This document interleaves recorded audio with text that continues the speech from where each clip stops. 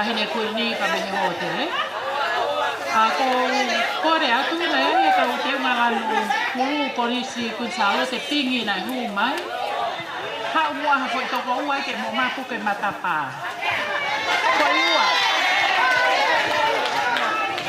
ha ko iwa ka tai min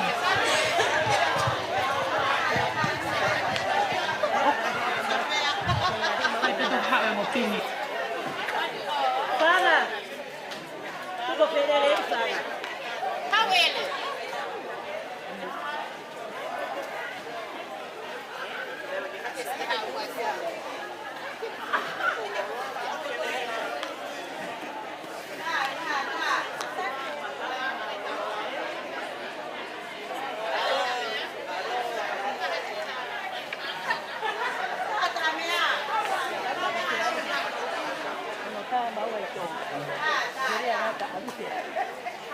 Kalau tak mau ikut dia macam, apa tak cari rumah.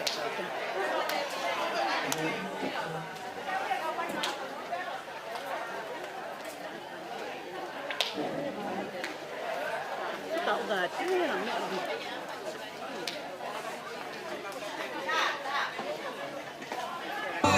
Lagi tahu rumah.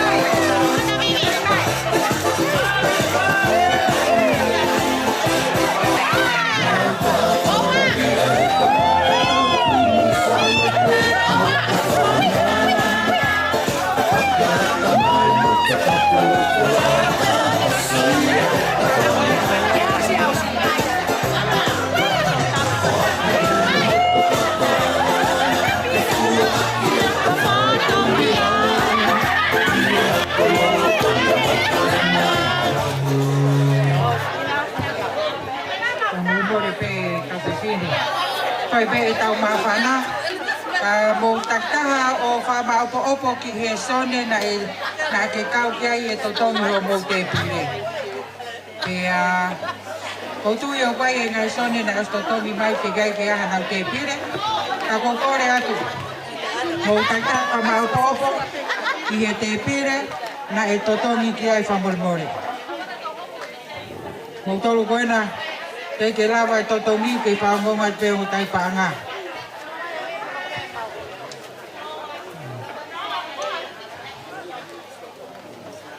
Ko e sone whakatahan tu ta o ku I mua hen, ke mo sone ta afungani. Ke koe ka whaaki koe taha, koe tau ka wholau ia ka me tonga. Ka mormore whakataha o mo kai ke kau e kau wholau. Whakatata me mua te pire ki aki tau kau wholau, mau te ke nau takato mai.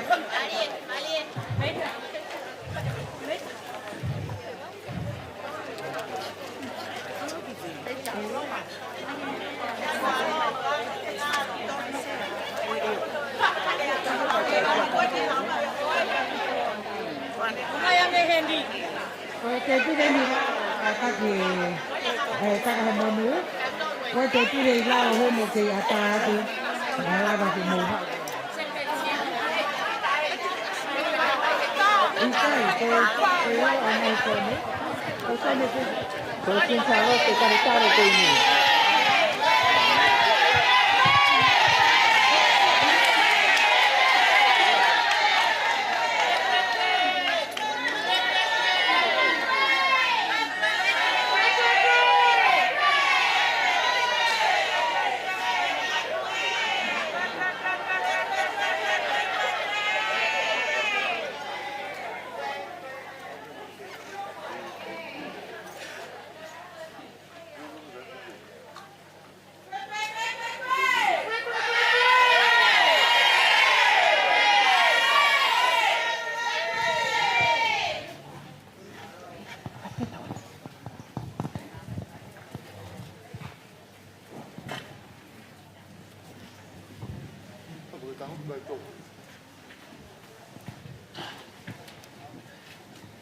Kata ke opono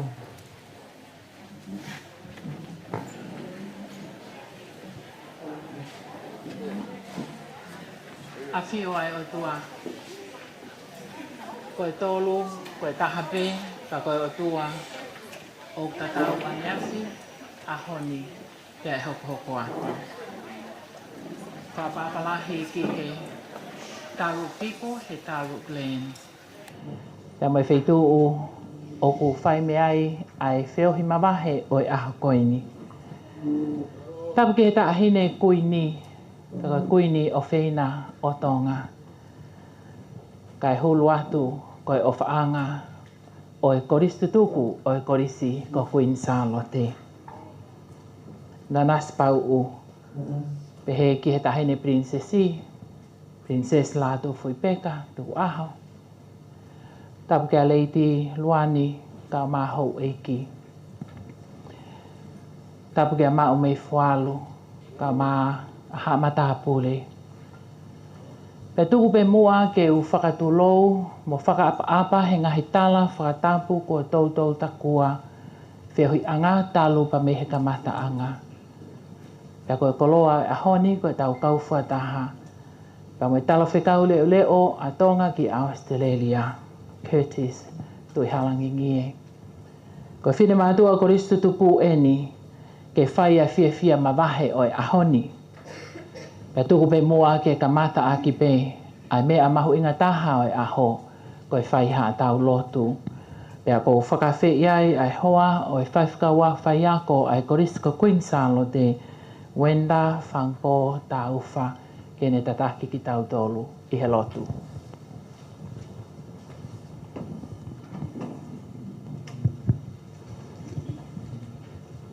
Whakatolo watu, ke whai mua ha tau whamili, ke kamata aki ho tau aho. Ko le atu ki he puna ke, tau whasi pe i hawe se taha o e whange au, ono ngō fulu, wha ono noa, tau kau ke whakamalo ia, ai tamai, alo, laumalie, kau ai kakai o langina, kau mo mamani fuli be.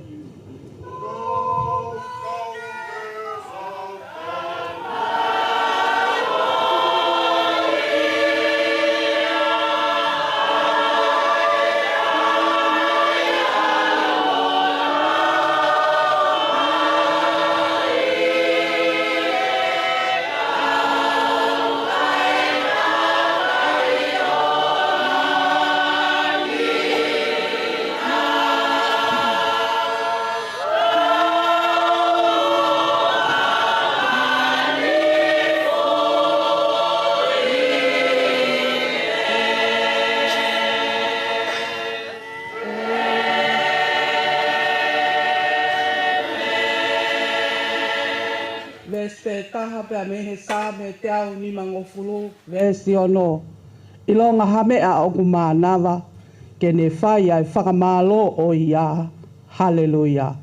Mo puno ke tau lotu. Si su o ku ke o whai. Ai mea kotoa pe. Umaa aho kakai. Kanau katangi hake. Hange tofu e mau whai. Ka kole whanau ki he whae, pehe peho whakai, ho mau masi vai. Ko e whakawheta ia o ku toka fufu, i he hou eiki kolisi Queensalote, o e wahai whonua, Australia. Ko e whakala maali e lelei he awhiona ai tahine kuini nanas pau. Ka koe pataloni ia o e kautaha ako tutuku, o e kolis Queensalote. O kune hawhio i heni, ke kau whakataha mo ki mautolu, i e aho hono ua o i kātoanga. Pehe ke he ki tahine prinsesi, la tufu i peka. Pea mau whakawhetai, pea mo whakamalo atu ki he awhiona. I he hifo kua whai, e he whale o tupou, ke kau whakataha, pia mo hono kakai. Aho eni hono ua o i kātoanga, o i tau hiwehiwa o i kolis Queensalote, pia mo hengi koula o i senturi. Ko hai haloto e ta e whakawheta. Ko hi ko e fu ofa e a Fiona, na e whai o lava e kātoanga ne a whina, pia mautoe i heni, ke hoko atu ai fia, pia mo e whawheta. Ka koe mau ko leo tua mafi. O mi be mua ai fuukoloa, ai loto o ku hao a, ko i misi au e a Fiona. O whakakoloa aki ai tahine kuini, ka umaa ai prinsesi. Bea moe Lady Luani moho eiki. Whataha bea moe kau wako tutuku, ke hoko ai whiohi o e aho koe ni. Ke langi ia toko taha pe ai a Fiona, he mau mea kotoa pe o kwhai. Tā puaki mai pia ke whakamonu ia, ha ele mai lau maari e ke tau kātoanga, pia tuku ke mau ikuna, i e iwi pe o e lami. Ko e mau lotu ia pia mo e mau ko le whakakakato lotu mai ai a Fiona, ka hui ai hamea e tono nou. Mau kole kotoa ai ngahi malo hini, i kai hato e huafa pe taha ho alo, ko sisu kalaisi, ka ko ia ho mau whakamo ui. Amen. Ko e mau tamai o ki he vani, ke tā pāho huafa.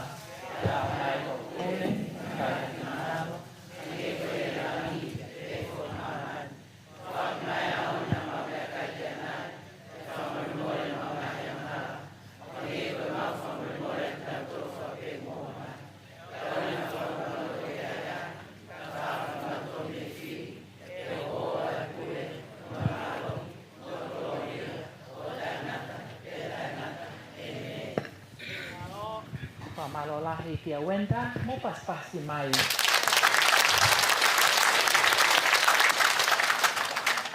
I he whainga marie o e tataki o e loto e ahoni. Tupe mua ke whakawhiloa ki atu e tau polokalama i he ahoni, ko e tau polokalama whakaampe ke oua na e toi loloa i he tolu e fiafi pe e lava pe o siki mua ai. Hiri pe koe ni e whai e whakawhiloa ki o e ai whakamatala ngā ue o senturi pe e whakawhi ai kau wholau pe me i tonga ke nau tataki ki tau tolu ai. Ko e taha wā tolu noa, ko e ilo ho a tā ia. Pea hiria e hoko atu a hano whakawhiloa ki o tau koristutuku a New South Wales, ACT. A koutui ko uhi ku mau fu toko lahi heni te mau whenga pe ke mau whakawhiloa ki ko e hae whaunga. Ka mau ka taha atu koutui te mau au ki mau toki he ono. He ka mau ka whakawhiloa ki e ose atu e ngahi whanua whelawe ia hono whakahoko atu ke wheitu una. Pea tuwange be ki he kau wau ke nau whakawhiloa ki tau taha atu ki nau tolu, ko ki mau tolu te mau whakawhiloa ki whakatau atu ki he wheitu una. Koutui e whainga maria nge ia. Hiri ko ia e whakawhiloa ki ai skeitari ai koristutuku a New South Wales ACT, whakailonga ia tupe ai mau whamatala ngā we, mo whakahoko atu pe ku whewhe, a ngahi oko mau whai me he wheitu o koeni. Hiri ko ia, hei kai whoki ke tau e langia ka tai whai haki i whakawhiawhia. Hiri ko ia u whakaamo e koristutuku a New South Wales ACT, ke mau whai ha whakawhiawhia, mai kau wholau pia me i tonga i he ahoni. Pea lava ia, pea e whakakakato a e tau lotu whamiri, pea mo e tahine kuini, mo e tahine pirinsesi i he ahoni, pea tu wangere vai toi ngā e aho, ke whakawhainga maari e. Ko e polokalama ia o e ahoni, ko ia o koukole atu ke tau hoko atu ai polokalama, ke tau whakawhei ai kau wholau pea me i tonga, whakafofonga o e nau tau te nau whakahoko atu a e tau whamatala o e teu e tau senturi pia mo e tau kātoanga. Malo au pito.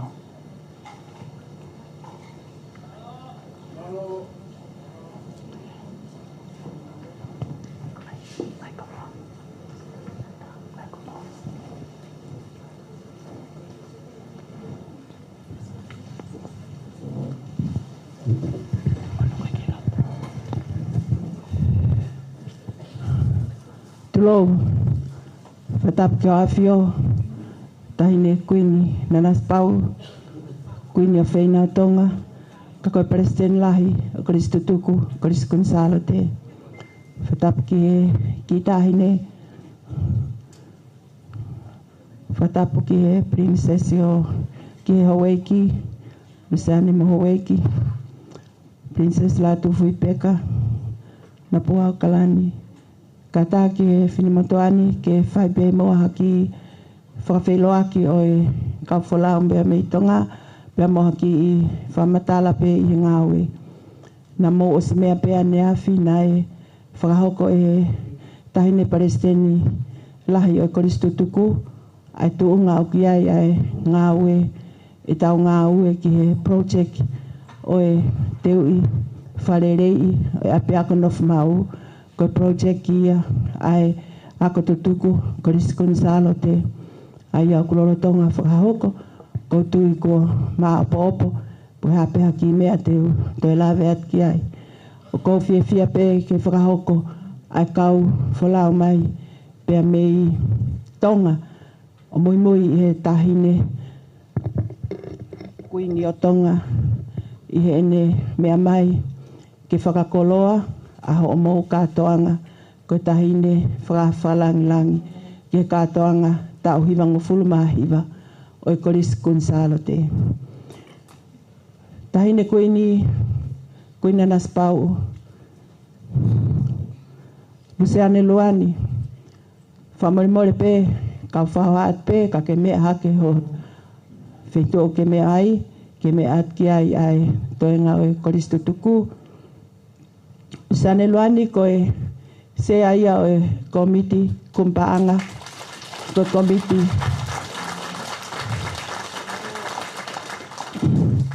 komiti whainga paanga ai Koris Kunsalo te o ki ai pepa mo i whatongia ia te ia ko se aia o komiti mitia. O tokoni ki ai a whawhekau toke tā unga te akata. Ko tokoni se aia i e komiti whainga paanga ai Koris Kunsalo te. Pea ko unga te afoki ko Palestine ia ko ia. Ai sas wesi ana tawa taina tonga. Ko sela la taila kepa ko prea ko Koris Kunsalo te. Pea ko sekretaria o e Polokalama, komiti Polokalama o Senturi. Tu fuola pani ko tokoni pure ako ia o Koris Kunsalo te. O kune i he waa ko ia ki he academic. Toke tā tankina moi moistin ko sea ia o komiti o e documentary ko e tahaya e waa mahu inga i he teu koeni o e Senturi. Ai o e maatiola ko se aia o komiti historia o Senturi. Na ane i hene ane afi, kau kai ke ulawe i atu pe kulawa mai. Kua more more ai o ema, ko ai o ma ko se aia o komiti o kna ulolotonga whau ai tohi historia api ako ki Senturi. Malo ai o ema. Malo afus malo i fifita ko e korismu aendi o kune ko e taure kereka eni ka o kune kei mauivi ke ne pou malohi ko me mi paia i he poate pure ai koristutuku pe a kune kei whaifatongia pe o au ki ahoni ne ongo kune tau i he valungu fulu mani man tau nai o kua o ki ai a valoa.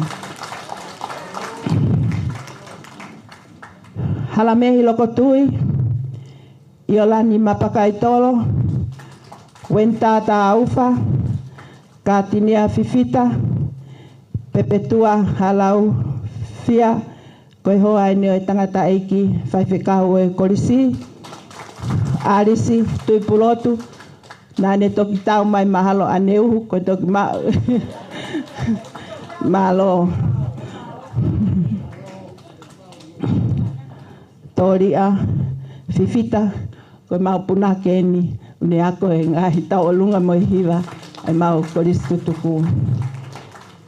O ki ai anihi o knau kei tō mui mai, o knau kei he whatongia, ka te nau kau mai pe i he wikendi, pia mo i wike ka hau.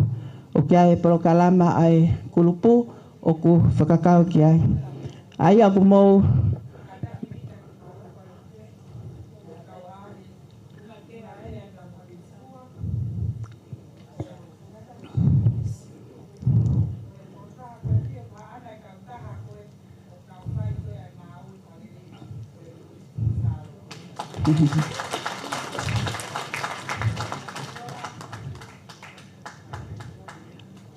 malo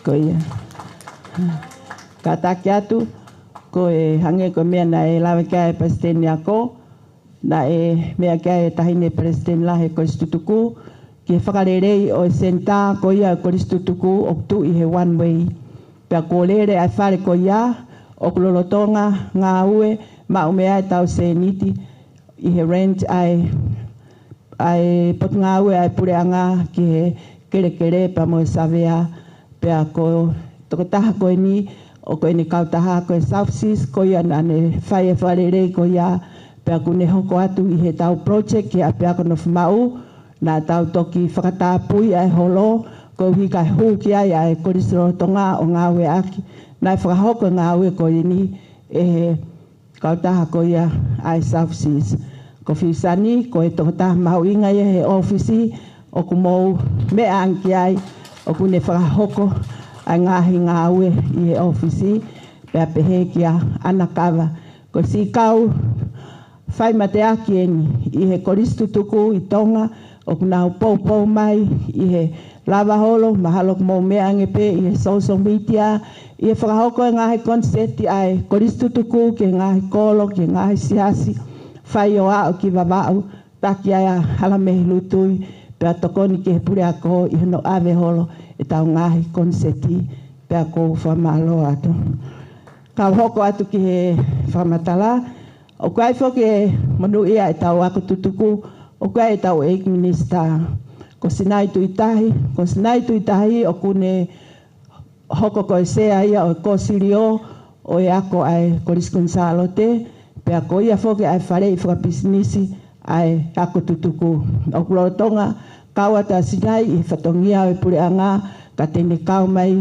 ki e whatahani i he aho ua fitu mahalo he kuiai ai ahi ki he api ako ko ia na e osi mea ki ai tahine palestini ako tahine palestini o Koris tutuku i he ngahi polo kalama ako o kuhanga ki ai a Koris Gonzalo te.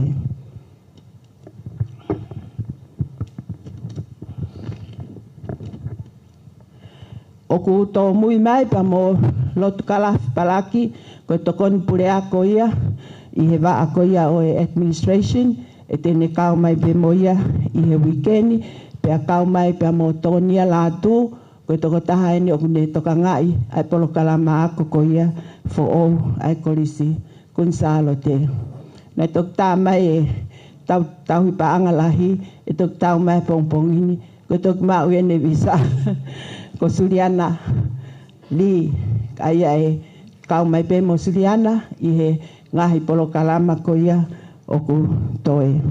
Ko tau loea ko Saint Miri na o spau ke kau mai folau pe akune toi poaki mai kwai ki whakatamaki whaka si kau pe amoe Korisimua ko Vaiola Palu na o si kau he teo e folau kau kwai ki whakamahaki whakasino o kui kai kene lava mai pe a pehe ki a se ke tifuko o kune i kai ke lava mai.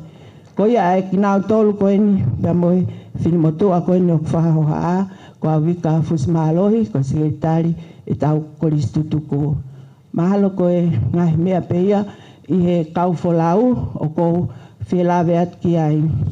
Hange pe ko ia ko e pehe ke whai e whamatala ngāwe. Ko tau ngāwe hou e Koris tutuku whawhetai. Ai tuunga kuau mai ki ai ahoni. Ko tuunga kuau mai ki ahoni. Ko e ofa pea o tua pea moe pou aki mau tolu. Ho e Koris tutuku ia no whakapaanga o ngāwe koe ni. Ko ngāwe koe ni na e whinangalo ki ai e tahine sea e Koris tutuku ke whai a whakarerei. O e api ako no whamau o tau hia e tau whanau. Mahalo mo mea ai pe toko lahe aki mau tau na mau ako no whamau.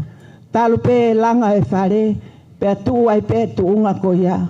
O au ki hatuunga o ku fuwhi e mao apito. Ke whai hangau e ki ai. Pea koe matuunga pe, koe kore ia ai Koris Lorotonga i he taimi ko ia na nau whaamu ke whai ha whaarerei ke ngahi koloa o tau i ape ako nofu mau.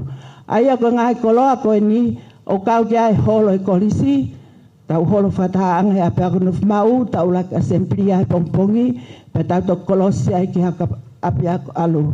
Kapau te mombea ke holo he tainimi whaka ofa apito ai tuunga kui ai koe mea na kamata mea ai a ngā ue i he tau project kau ki ai whare mohe ko kulolo tonga lere atu a ngā ue ko ia i whare mohe e kau ki ai pea mohe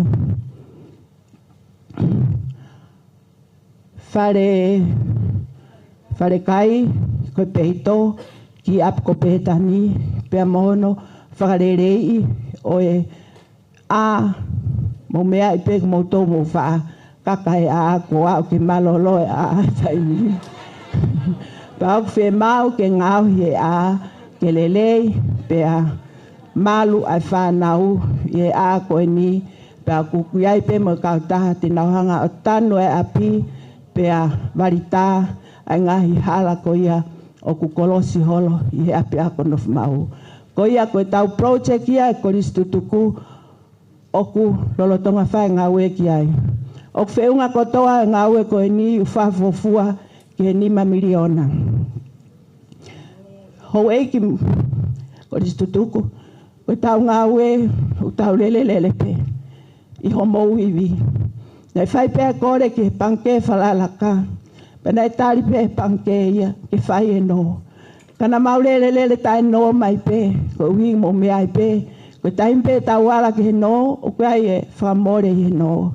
O au ke ahoni, o tau ke lele pē, he iwi mo ke rese ai o whautua. O te kai ke tau wala, ia no. Hange koe mena tō whorofora kai tahi ne.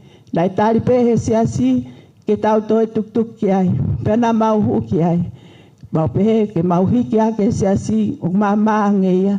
Koe nau interest e panke na pese te nima. Koe interest e siasi, koe poini noa nima. Pe koe tau pē, koe no I kai aha whakamore. Kai kehe, koe tuunga e tai nimi.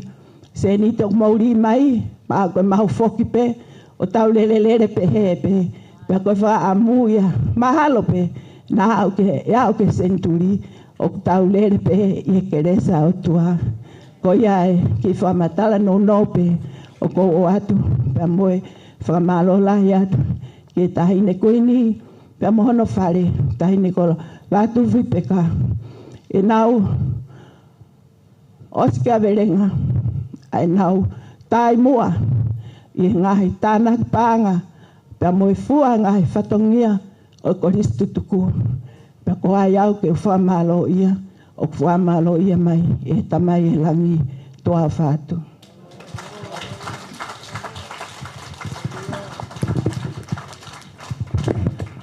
Whakamalo lahi ki a Vika Fusmalohi I he whakahoko e whakamatala koe ni. Pako pehepe ko uhi ko e tau tala noa whakaloto whaere. Te utuku pe kau ku iai ha whehui pe a mei he kau wako tutuku a New South Wales pe mo ACT. Whehui mahu inga pe. Kai ke whaha whehui ta e mahu inga. Ka pau iai ha taha heni waha fu mea viviriu ke whe mau ke la vei whe kau aki mo I teu e kātoa ngā mei tonga. Pe a ke hiki honi maa. Tai o atu hawhainga maari e ke whehui. Ha mea mo whie eke pe whie ilo ki he whamatala ki ngā we pia moe teu e senturi. O kui ai e nima me loto whare. I kai. Iyo. Ko ia, ko e nima e ni. Iyo. Koe whehui, no, ai peke mahino, kai no.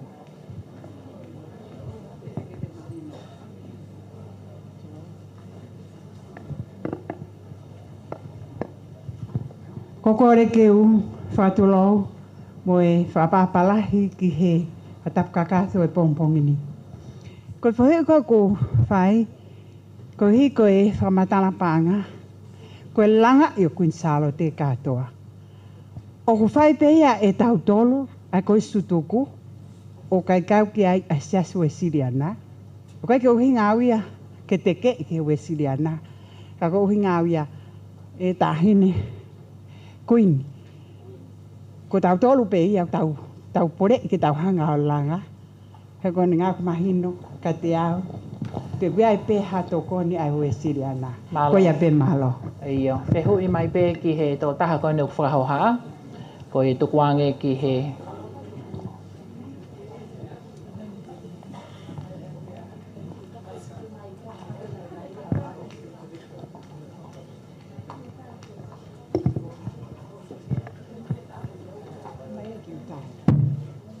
tap mo e tahine kuini ka mai whatahangan.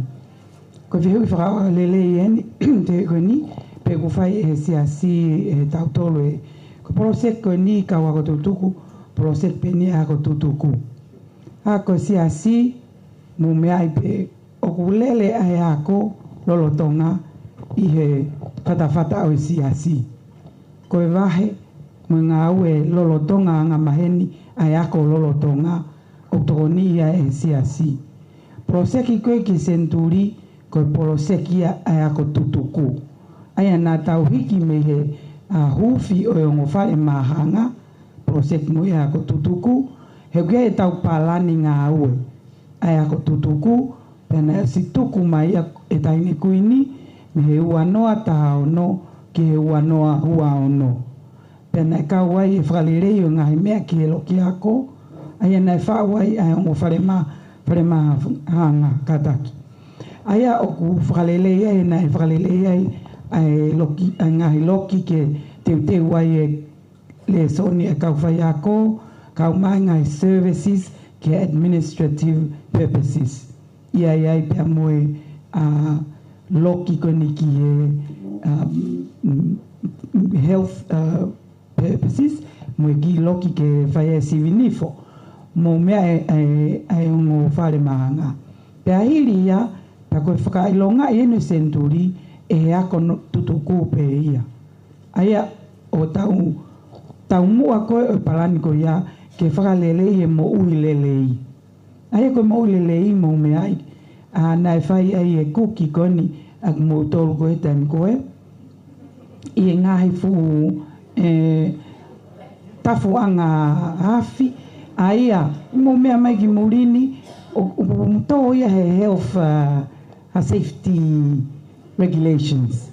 Koe uhinga e whakakaukau ke whakalelei e ako nofo mau e ki tau tolu ako tutuku. Pa koe proseki koe ni ai au kawai whakalelei o e holo, ko hui he na e ikai ke fulu whakalelei. He koe holo e tau mai aki. Pe heke si whare mohe. Motou na mo whameangi e konferenisi na mo mea pe. Ki he tuunga na e ai e holo. Ngai ongo whare mohe. Tau te whito tau whakatata pe tulau mo tahine ke bathrooms mo ngai mea koia.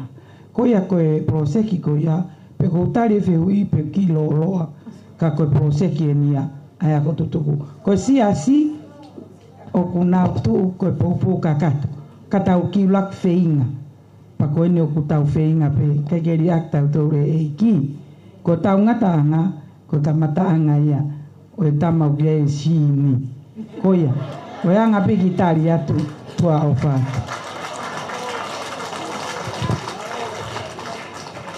Whakamalo lahi atu ngatea. Ka koutu i pe ko tari ai whehui, ta tau pa moi whakamatala, ko e whia mautokoni koe ke siasi he kai ke nau hanga o mai a interest ko ia o ka ia whia mau ai koristo tuku. Pea whakamalo atu ngatea, hana whakamahino ai to unga o e ngahi tafu koe, ngahi tau na mau i ai. Koutu koe mea mau ngata ai, ne lahe mau ahuina koe he ngahi ahu o e taimi ko ia. Iai ha tahau te ane whehui mahu inga.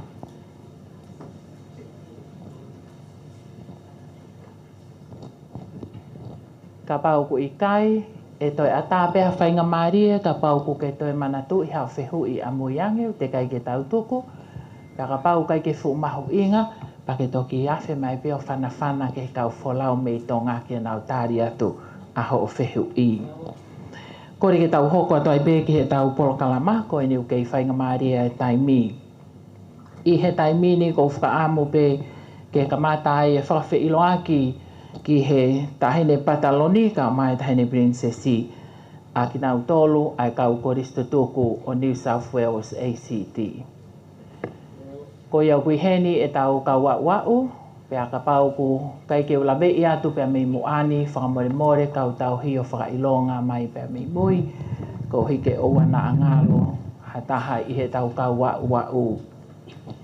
Tuange whainga maria ke whakawhiiloaki mai ai kau wau, ai hingoa kakato, wheituu, pea whakaha mai pe mo e tau na e kamatai o ka pauku kei mana tui. Tako e haa peha fia e wa o tuku pe mua, whainga maria koe ni maa ki nau tolu. Ko ia koe tau uraki a ua o kui he ni, ka sa nita lau ngā kua o mai pe ki he ahoni, mei ane afi, mau pasi mai. Koe tau hiwa ni maa e ni.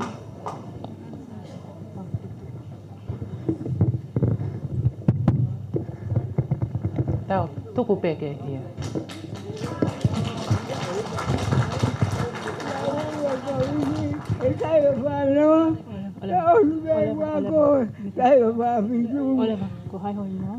O kasani dalam ngas, kasani dalam api, abe mikro mutua, kalau dia, kalau jamai walang mabe ang mereka kai kolisi. Na ke ho ki kolisi he tau fe. Ai maloa, Pa o si me kolisi he tau fe. papitu. Ia puno pa.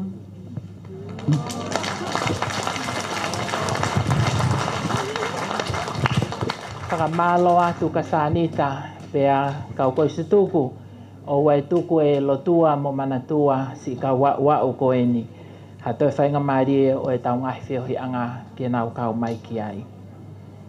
Tau kau whataha i he ahoni pea mo teke mapa pea me Brisbane o anga mo e whainga marie ko ia whawhi ilo ake teke mapa.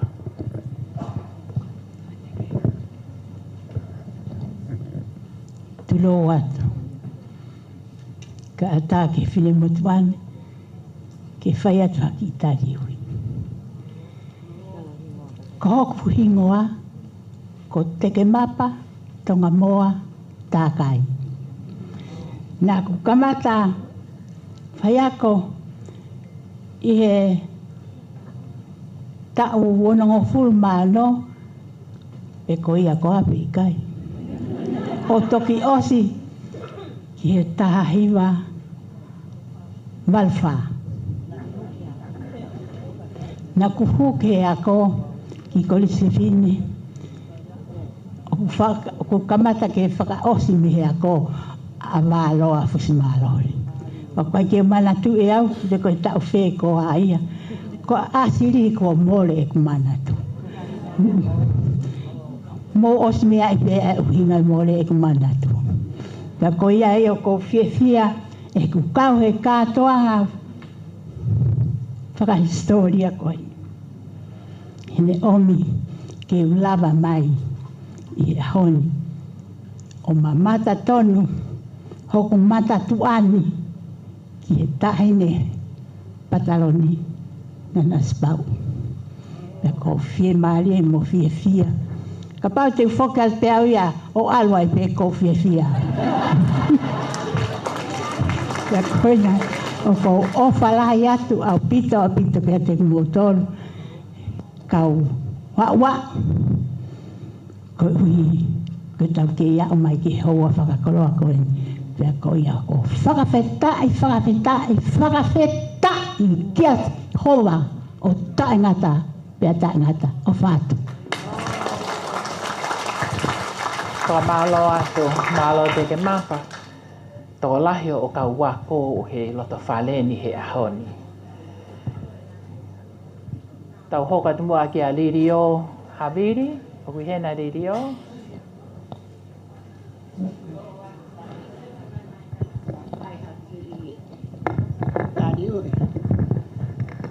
Na koa salo te manu. Fifita, he kukei aku kun salote. Wa toki lui peki mui. A Lirio ka kohu hingoa na ngawe ake korisi. Salote manu fifita. Koe kuhame kolomotua. Ja ko au na kuako alu pe au ia. He ko fiat peho mau. Motui api ke korisi. Pea na aku kau au he hu raki fokotuu koe. Ai kolise loto inugu alofa. Tahiwa ni mano. Pea iai he tau e ua. Pau toki hu ki kuin salote he ni mawalu. Pea otsi mai i he tahiwa no taha. Pea koi ai e ku ki i whakahat koe ni e ku tari hui. E ku whakahat ai korits ko mai tau na aku. Hua ke korisi, tau otsi mai tahi wano taha. Nā hu ki kuni salote ni mawalu, pea otsi mai tahi wano taha. Ko ia pe malo. Malo atu Lirio. Ko Winse mo ata ane.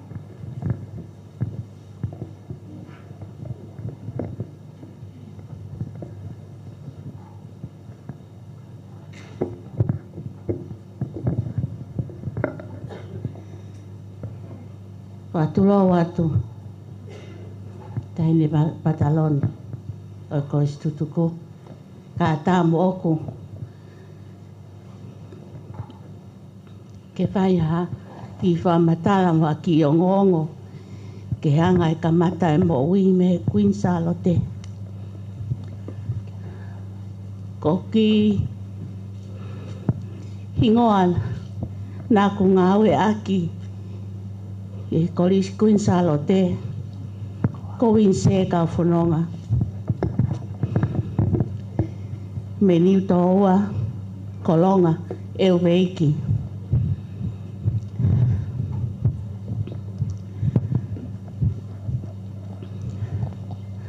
Nau kamata pe me ako kolisi loto koe mei mo ngā horiwe pe au toki hu mai ki kolisi whewhine. Nā kai ke sia e a ko ia taini pataloni o mau tolu pe a mo sepi ngata ko mau to u ia mau to una toko lahi na mau kau i he kapteni he tata aki mate loi koe i tu a. Pea me tutu u koe lo fusi he ulusi aine. Ka kai kia ha tautea a liu tong lava ka ko mau tolu. Tahine pataloni. Koe anga e whahau haa ke hea kone kai ki sia aia. Ka ko mau lele mai pe. Ko mau fie po po. Ki me ui. Nai mo ui aki he mātua, he taimi koe. Ko pā ui o paula. Ko kai pōsia mea kai tamai ki me kai pōsia. Ko hinga koe hau me niu tōua. Ko lele me niu tōua o fia kai a mai pe pasi. Pa koe ai, taine pataloni. Ka kia whamatala lele ia he mea ki sae a ko ia. Ko hanga pe ia he whakahoha a. Pakuia e ki mea o kou whakahoha atu ki ai. Ki he tanu kona a ngai foi hala koe i loto Queen Charlotte na ulongona ki ai. Ko si oktunga ane ko moi ka whanonga. Ko kore atu. Ka ia ha mea ha maka pe ha mea e fie mau ki ai. Pa kou tuku atu. Kou pore atu. Ke whaha ke a moi ka whanonga, ke mau, mea ofa akia, ke korisi. Koia, malo, tua wha. Malo, ko fia e komiti la isi mahe whenga i ke whai e tokoni koe ni pau ku whakamalo lahi atu. Ka pauto e toko lahi ngahi tokoni pehe ni loto whare hiki hake honi mai pehe a honi. Pea ka pau hui mou hena na te kai ke ai o mou wala, mou hiki hakai peke tau whakakakatu. Ko ia kou whawhe i a ngangatu whiwhita.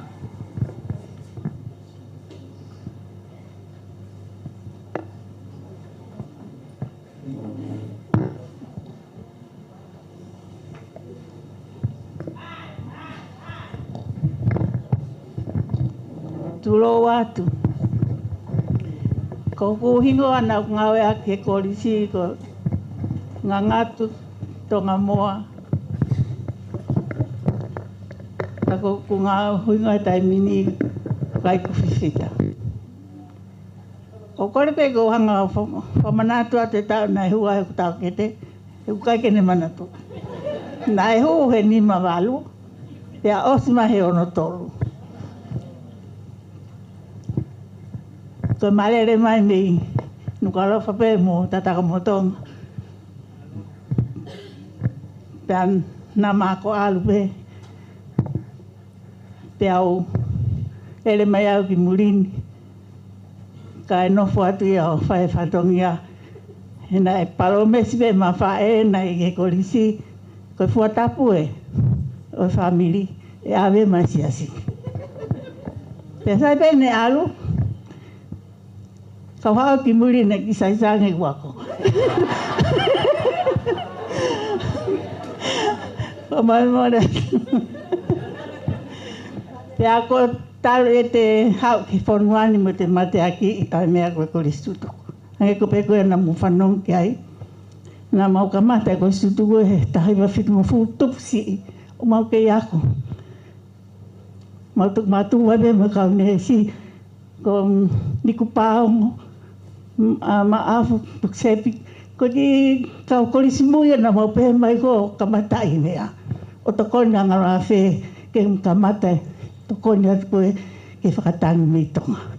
Kau ai mo lilio fifita mo ki kau o koe whong mo kau katang pe sea kau ki whamata. O koe a kau hau unau ki mo ui kau kakinau lawa mai. O koe whata Islanda mam whau pula mo ngari au. Una whaami nau hen tau ke nau lawa mai. Unau toka mo henga. Koe nau taulia na mau kamakamata mai. Ha koe na whamata ni awhi. Na taha pe siasi tō ngā I hen kāto. Peha whahau siasi a marau polisi. Mau pehe mai pio ai mea ko Sevinens na ura kamata. Pako uinga ia e maurere mai koe ua mai ki ahoni. Pako tokoni peke whai whekau. Maro. Maro na ngātu. Toi pe tau toko ua heni, paka kuia whakailonga mai, whakamore whakailonga mai. O kuia ha tau au io. O kuia na ko ane hifo. Malo ane.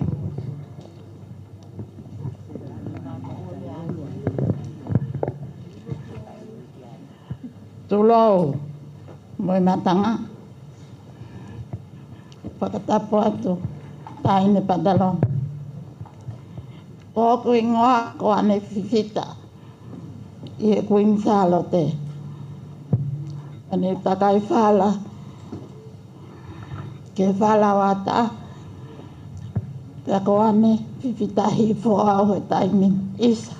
Ko ane hifo pe au.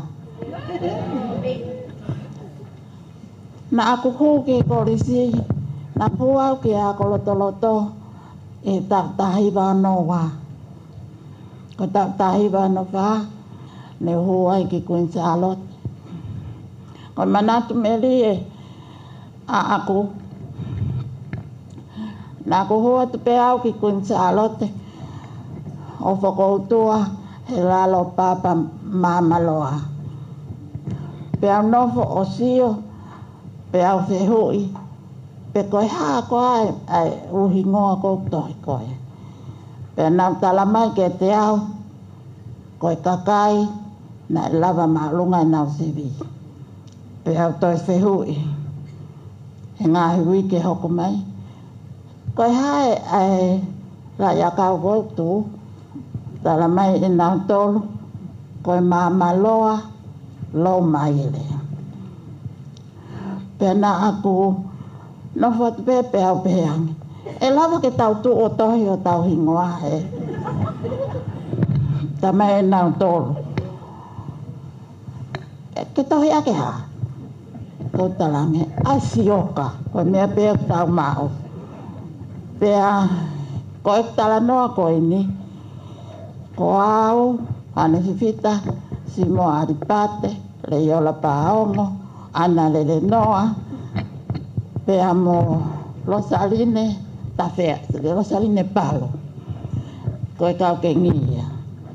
Pe nā mau tū uha ke pe, o tohi o mau hingoa. Ie papa.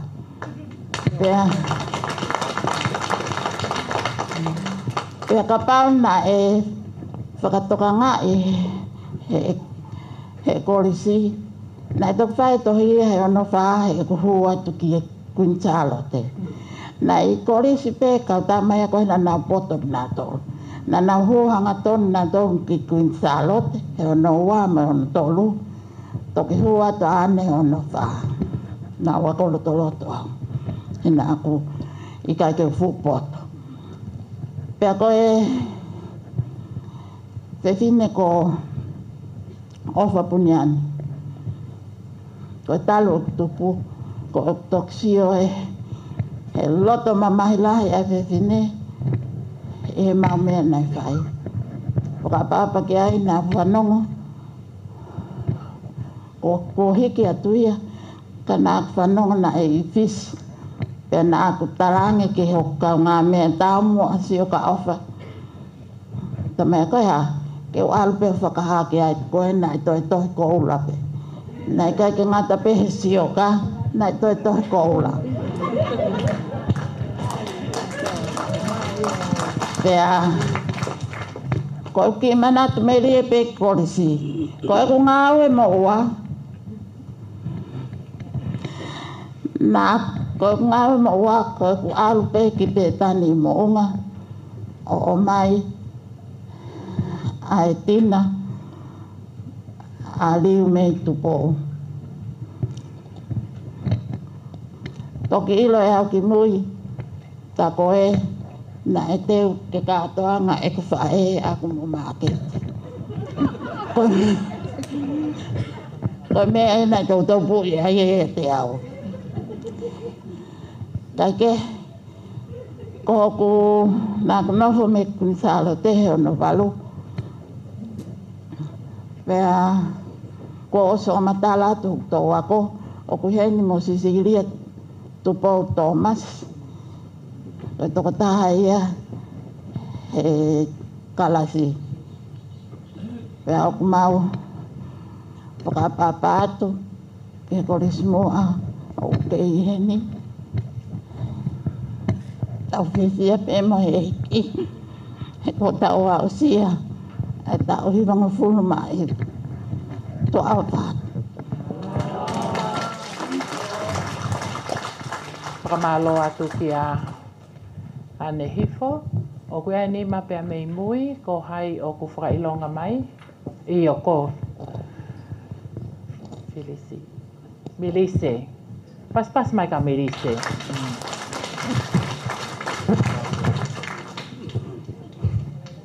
O whakatapo te ke taini kuini, ka tā ki whakahoko atua. Ko kuhingoa ko Melise Lafitani me vātu. Nā kuhu ke korisku ni salo te, ka kumapa ko no wapa ko no tolu. Pea u osi me kuini salo te, nā kumata apure ai pea u osi me no walu. Nā uto umuane hifo.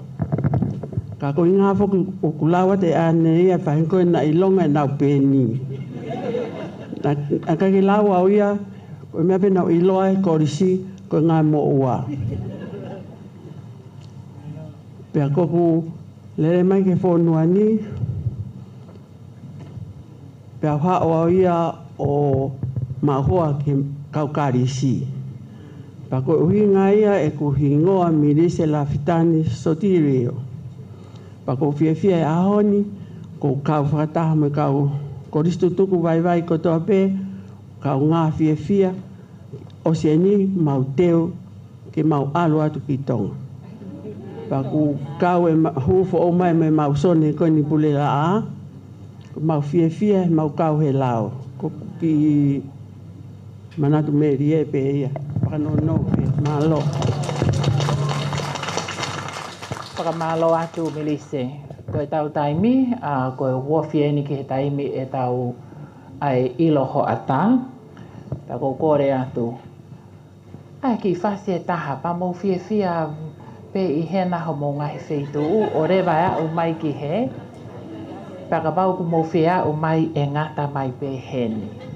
Ai ki whasi e taha kau whakaongoa nge ki kau ngawe, ka pau ko mahino, ko taimi a ilo ai ta ahine pea e whai ia he taimini o spoko ia patau toki hoko to ai pe ai konga ko ia o kau ai me whakawhiawhia. Ua toko ua te whakaampe ke nā kau hono whakawhiloaki ki naua i he ahoni i he kamata aki ia ai tau portoenga polo kalama ai a ko se piuta pensini pea mo la tu hola a wholau.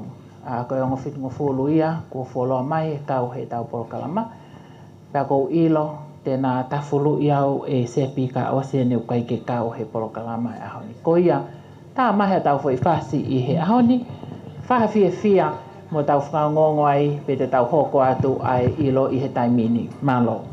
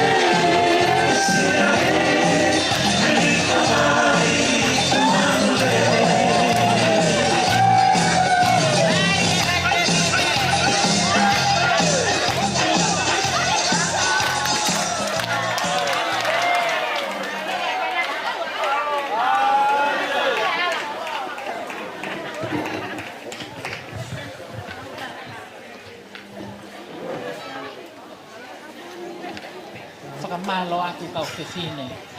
Whakaofo ofa, ko ilo pe mō whiu whakangongo mai ki whi mō tāe whasi. Ko ia, o ko iai whainga maari, ko whakahoko mai ke tuange ai oskuata, ke toki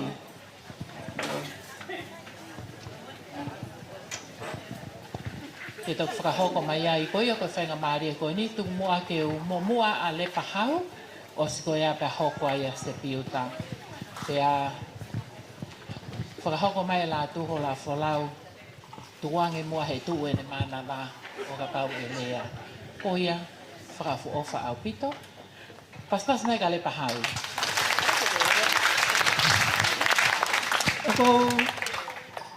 Ko le beke u ku whanga atu he ngai tala whakatapu ko toa pe kua au whaki. Ka atamu a mo i le motu a koe ke whai atu haki whamatala. Hange koia ko mo me aki ai, ko hoku hingoa, ko le pahau i he tainini. Ka i he korisi na ngawe aki a le pa kauhenga. Nā kuhuki e kolisi e tau tahiwa o no whā. Pea osi me iai e tau tahiwa fitu noa. O kui kai koe tau tō eni o a ua i koe ke tahiwa fitu noa. Nā uhiki pē me he kalasi ke he kalasi. Pea au ki e tau nā mau a ua i ke form 5 na e liliu a e tuunga o e ngā ue koe ai kolisi. Na iai e lower 10 pea moe upper 10. Pena e mawai ki mau tolu i he lower 10 o mau lower 10 iai. Na tuku mai ai whainga maalie, ki aki mau tolu na pesete fitungo fulu o whaiki o lunga, e lava ke mau hiki whakalaka o sivi lower living. Pena hiki ai a kaho havea, tuna ula nau whahu, pea mo nau wete. Ka nau alu atu ke ukau he hiki, he kohi nau pesete fitunoa ki o lunga, pea talamai ke unofo he kou keisi. Hufanga he whakatapu, na talamai a ke te au alu koe te kai ke toho pito. Pea koe uhinga ia, pea toe nofo ai. O lower 10, pea toe upper 10 o mau toksivi hae ai. Pana mau toki alu lewa ka stataha, pea taha ua. Me au ke ka stataha na whiri au ke ukau e kau matapule. Klas taha ua, na matapule lahi ai i he kolisi. E taimi tatau, na e ailewa e matapule o matapule ua. Na matapule lahi ako alu, matapule lahi ako no fomau. Peko wha mea pango ia, ne au hoi ki he tau ni manoa e kolisi, tuwha mai e makasini, na hiki pe ai koe matapule lahi, koe tahine koe na e matapule lahi ako alu. Na keke kauai hoku hingoa. Ka he tuku whaholo ai kolisi, koe ako nofu mau, koe matapule lahi a koe oku lau. Koe ako upore atu. Tahine pure ako kun Charlotte.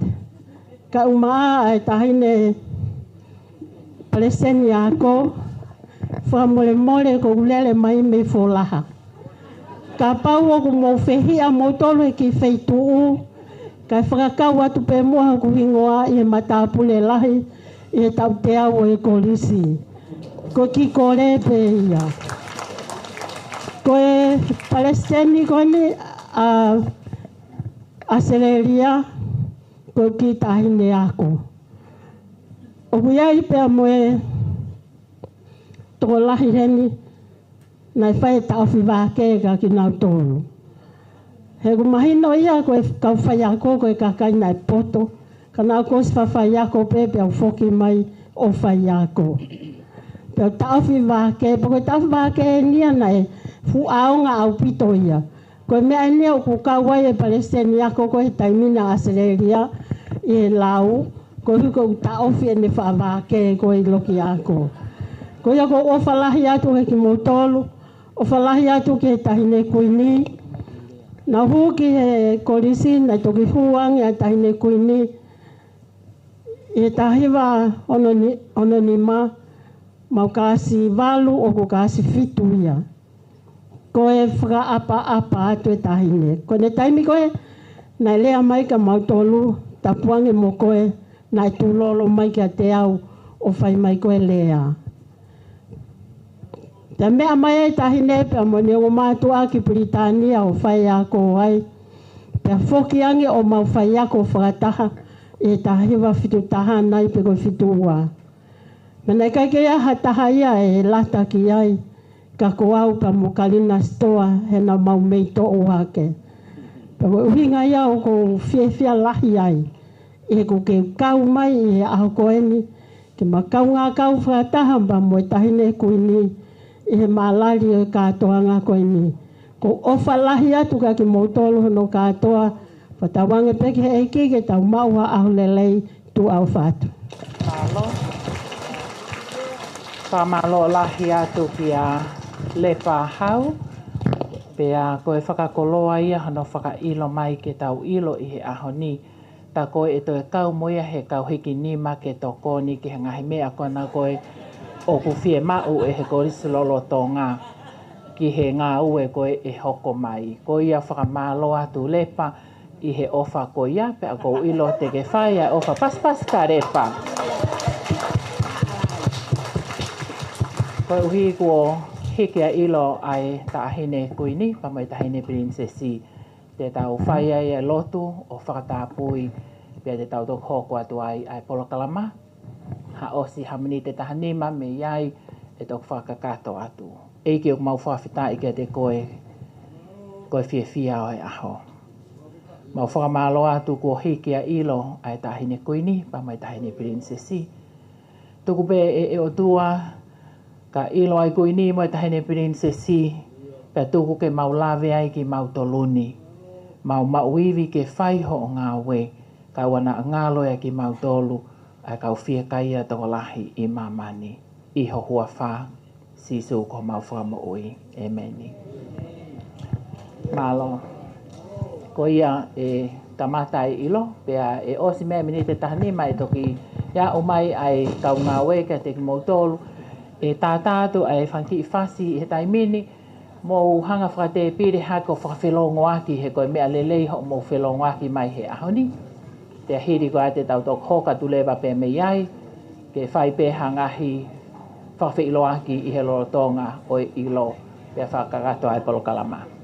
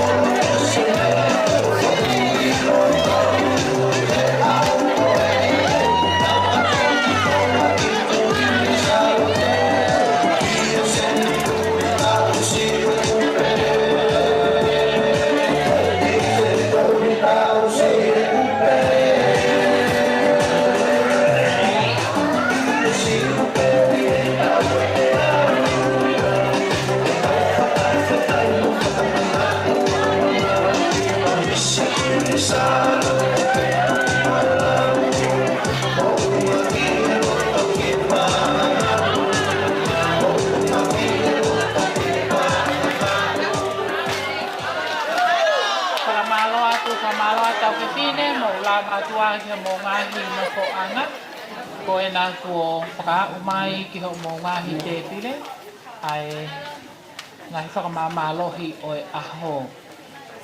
Mahuinga peke ai haki whakamamalohi ka kuwhine, ka tātou whakua. Lolo tonga ai ilo, pia moe mau aho o mō whakaho ata i he ahoni. Ko whaamu peke tau koko aku, tau whakalamang.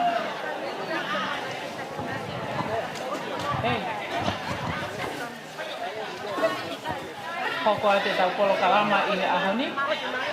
Pea e tukuange ki a sepiuta ha ne miniti e taha ke whakakakato mai ai e ne whakawhiloa ki. Pea hiri ko ia e oangalewa ki hea Simoa Aripate ke ne o atu a whakamatala pea mei he whakangia o New South Wales a ACT i he ahoni. Ko ia, ko rea te maupe tai tuku pe ke whakakato atu ai whakangia o e kolo kalama.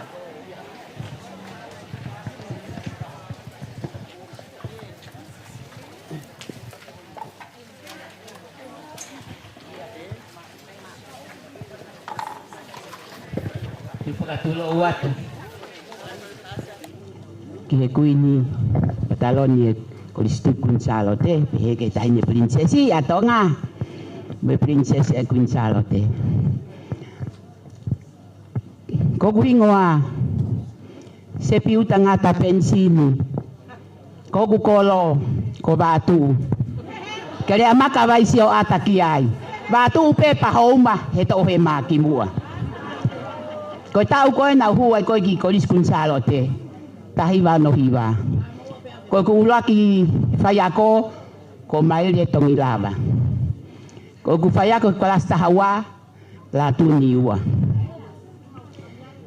naga ke sai e kuako kana ngawe mateaki ko ngawe mateaki en ko e pure ako ko Miss Barbara Pot ba ko e tiuta lahi man faupula. Ihe ku kalasi tahtaha. O vale pe ko whakaha mai ke u ihe ofisi e pure. Pea urere atu e ki ai.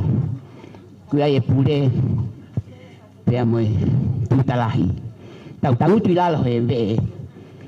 Ko pehe ni mei tu e taha ku mahu. Pe ko hae mea ku iai au ki he ofisi. Whakahoko me e man faupula. Se piu tangata katoa ko Lisi Gonzalo te mafili ke hoko ko laki tau koloa afari koloa ko Lisi Gonzalo te pasiki ai kai ke wilo e au ko ha e ku fonga hala o tua pe gune afioi uluaki na lele nge pe ki tunga ane a tu site moto perulu ange me kai ki Gonzalo e uli wike mahata pehereba he pure pa mo tiuta lahi e saya se pingata ke he fare koloa he go mau pe ni me atokoni e kai ke ala ka foi ma po ka me pata o kai ko to wa ko na wini ko e to wa ko na tankina mo na na fe wa wi na to luia he me ei kanau Filipe au ke ta koloa falala mai pure pea moe tiuta lahi makau tiuta ki au. Pana e rao na tala ki a te au. Ko nau mo uanga ta pe panga mo fulu. Kai ke totongi sepi, o te whaka mo uata. Na dai pehe. Ka toa ka wako alu ko toa na tapu ke te huke. Ape o kusi, ka toa pe ki whare koloa. fai na whakatau mo mamu. Whika ua, na fai festival ai kato kolisi o tonga ki Malaya Kapulu. Pena kawa kun salote. Ko fatori na to taha pehe ni pa mo ko ilo na makau fili goya. Na mau toko taha fa. Taha no ake ngomahanga ko na goya.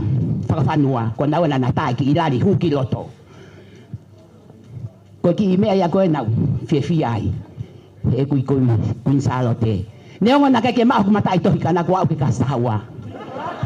Na e toko tolu hoku ngahi kau mea taimi ko ya toloa. Pea mo tupou hai, pea mo nuku. Pakaha mai fae. Sepi ko o si lope pineki na ko fatahi mo man faupula. Tama sepi lotu ke eki pe ko hai ko fika. Ko si ale vaka na e fai fekau I kun salote. Ko e tawo nge pe ko tama me toloa. Nga so ale vaka e sepi ngata ko kau me ai ko laloterie. Le te kia taha pehe kun salote. Ko au toko taha pena e ui mai whare koloa. O rewa si are ko au peke ni mako ualu ki a manu whakamau paanga ko alu atu. Pea ko I ai. Na ku lotu ke otua. Pea ko hoku whiri en ko hoku ai ni me nuku. Neongo ku matou kehe. Kada tala mahe ku whahe. O te ke sio kehe tau. Sio ko fie maari e. Pea ko I ai. E tahine kuini. Ko ki motua peni au me babau. Ko ia. Ko hai a ko ni bea. Ko lau ko long mari ka guano ki konga iki. He! Ko ia. Pa ko no ua. Uafe mahiva. Na fai e ko sutuku. Na hoko au ko to kon sekretari kia. Ngatu he uafe mahiva ke uafe tahamanu. Na ngalo ia he pine iki ne whakamatala au ane afi. Ka neongo ko whakahoko a lewa he ahoni. Ko ia, ko laki teu I koea, pule la he mea me koe tahine kuini, o ulaki malanga koe pule la, tahine koe ni. Ka rea maka ki ai, wafe taha walu, koe ni pe ia. Ko mari e tauni, kua e tau whai whekau teke mari, where ne koloa. Ka pau nai ka ia, ko tau si, whaka mai koko mari, ia we ko hawe gare rei. Ko pehe. Ko ia ai, tahine kuini me princesi. Lotu ke otua ko tau ne wano malanga hoko. Pa ko fainga ko no loto ngalo. No porque estoy tapu. Ko ves la loto, ves a loto wano ko ma loto pe au. Ko lau pe au tain ko to pe o ngalo me to atamai. Mo no foka sisu ka mo boi tolonga. Tu a fatu. Whamalo atu, whamalo kia se piuta. Pea ko hinga foki o whawhi mau peke whakangalo I he taime ngahi to o koe ni he koe nau taime pe o kunau whakahoha ai whiu no ke ngai ke ta ofi. Pea whakawhiawhia hono I loi nai whiri naua ke na ta o lunga he ta o koe a koe mahino mai na kai kia tahaia e toi mao he aho koe a ke whai ta o lunga.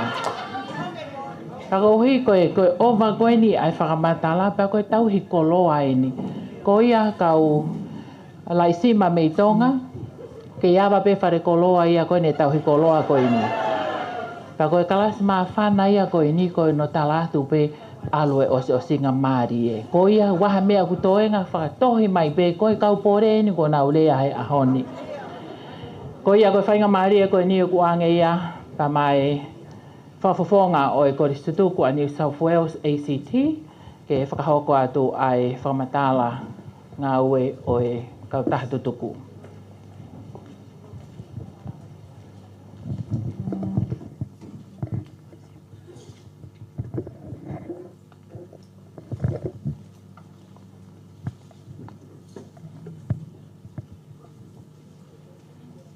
Whakatulou atu. Tahine kuini kau mai, tahine princesi. Pako kore moa ke hufanga he talaka kato. O lotu pe moi fonua. Kai tupe moa ke u whakahama atu I he ki whatongia koeni. Wahea ba mai fine motu ane. Whika waki pe moi whai whanonga hange ko ia kumea I he wheitu una. Pek mau lawe ia tupe pe me Australian. O kia e hala whanonga e Centuri. Te eki ki tau hau ke Centuri. na iai pe hala fononga. Na fononga mai ai ai hoi ki Koristu tuku. Ka uma e tu unga fire mātua. Ko mo mea mai pe ki ai. Ko haa aku ke hu whakamatala. Aho ane a whina ko tuku atu he ope. Ko ngā ue ia. Ko tataki mai ki tau tolu pia me he kōhiri. Mui mui i he whai whekau ka umae ko miti. O ku whai ahono ngā wei. Ai Koristu tuku i sene ka umaa a ACT. Whakamole mole pe mua tahine kuini koe whakamatala ka kato. Oi whanonga ai Koristu tuku me he whitungo furu tupu. Wa umai ke ua te tupu. Kone tāna ki ai ai fu tau fe fine toko lahi whaka uri uri a koeni. Ne tau mātā e awane a fina. Tupe mua ke u whai pe mua e ki whakahoha a whakatu a koeni. Ai whatu whatu pa moe kamata ke mau ai mawhana pe a moe fie fia o e awane a fina. Pe a whakamole mole ala na whakalanga manatu. He koe ki whakahoha ani. Nai tau mua pehe, pia kaweinga ki ai. Ai whiohi, na e kamata pia mehe wafe, maa fitu. Langa ia pia mehe taha o e kaukoris mui. Nai lava mai ki he whonoani. Ko he henga, whakawhaito. Mea pango pe tahaine. Kai ke lawe i, he tuunga whine mātu a Koristu tuku heni. Ko ki whine motu a koe te hina, o mere taulanga. Lava ene whinga, whoki atu ki tonga. Mautoki o ngona pe. Kone mālolo. Tangi ai ho mauloto peheange mai. Peheange mai na maulawe. He kumo oni pe ai mea he wheitu una. O kuongo. He koe whiohi ai Koristu tuku. Ikai ko ia pe ka koe. Mawhana anga e mau whiohi he Koristu kuinsalo te. Ne langa ia hai. Ai ki whakakau koen. Ke uki uki mo tātā naki ai Koris mui. Ke whai pe ai whiohi. Whamore more pe nā pehe ko whai hano whakailonga e hani i. Kana e ka mata e ki whakakau ko ia. Me whine motua hoa e whai whakau pa mei Brisbane. Siale mai tohi mori tuika. Kau maa Salome. Aholahi. Ka mata ai ahono uki uki o e Koris mui. Maulawe i lelei au pito. O kukei kau ape pa moi tataki. Nai whai e soana whau pula pa moi komiti hoi taimi ko ia. Na maulawe i na ia ngā ahi tāla whiri. Whikau aki pia moi ki whakawhiohi na e whai. Nā tāku o pehe, ko mawai ua e Koristu tuku i he wāwhe māwhitu. Kai more ke mamao. Neongo na e whai ahono i te ngia ki mautolu. Ka na e whai ai e kore e whai ngā maari e. ke Palestinio e taimi ko ia soana whakapula. Ke whakamatala ki ai e whakakau-kau, pe moi uhinga, o i uki-uki, o i whakawheohi ai korismui. Mau kore pe ka soana ke whakamole-mole pe. O ki kai ke ai ha whakakau-kau ia ke whai ha mawahe pa me he korismua, pe moi komiti. Koe tātā anaki pe i he lau mahari e ofa pe moi manatu. Ki he whiohi na mau whai pe mo mau taha o mau tō.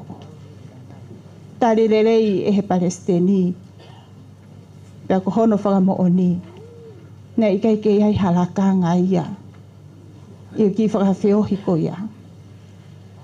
Kana mau kore pe he taim ta tau ka soana. Omi pe mua, hataha ke koe mau ofisa whetu taki. Ke ne uki, pe mo tānaki ai korismui, i he taimi ko ia.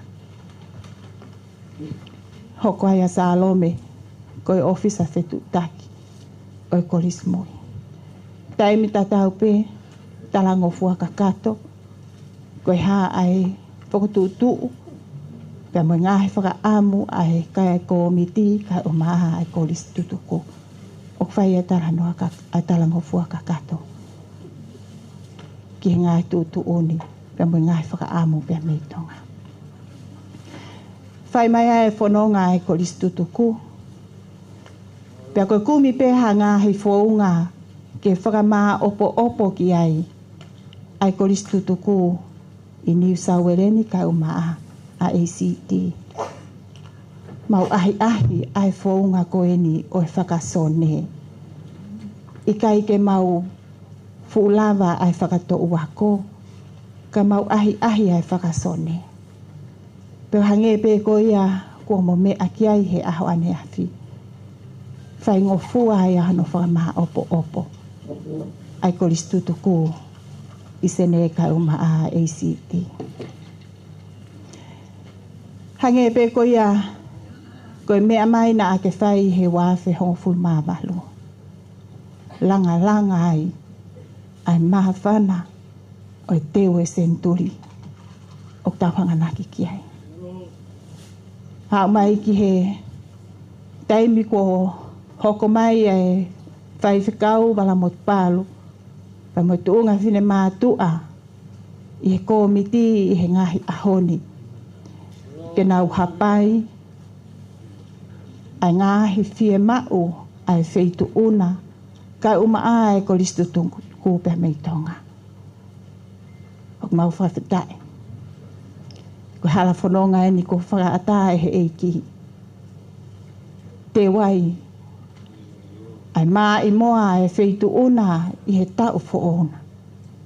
Pe au pehe ai teo.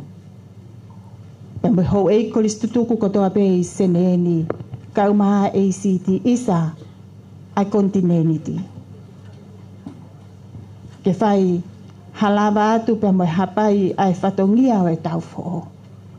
Ka kohono whakakatoa. Whakawhita e maokoloa. Ko tau ikuna ai katoanga i e ia na e teu ke aho e tolu. Ka ko tō ai ane afi.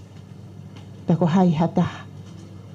Ka pau ko pehe ai hou eiki koristutuko. I o laloni ake kakai o e whonua. Ai hapai o e fia o e aho ane afina.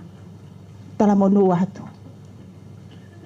Feitu una pia mo e tolu hama ai waka o e koristutuko. Kei tariangi ai koristutuku o sene pia mo New South Wales a Australia kotoa. Ke tau kahatoanga o kahatoanga whakawhitai. E tau whoona lewa ai whakahohara. Whakamalo atu si moa he whamatala kua whai, pa ko whakamalo atu. Te tau hoko atu lewa ai tau polo kalama, lo tonga pe ai ilo ai tahine kuini, pa moe prinsesi, pa moe mau ho mou whakamamalohi. Ka kua o mai ai a ua u koe ni pa o kone whakaamu pe ke whakaonga tu moa a ene whawhi ilo aki. O si pe ko ia koe taha pe ko ia. Pea te tau hoka tu rewa whawheloa ki whakatou wako. Aia ko mene lotu fustu a wawe ko mātou weni ko au mai. Paspasi mai, paspasi mai.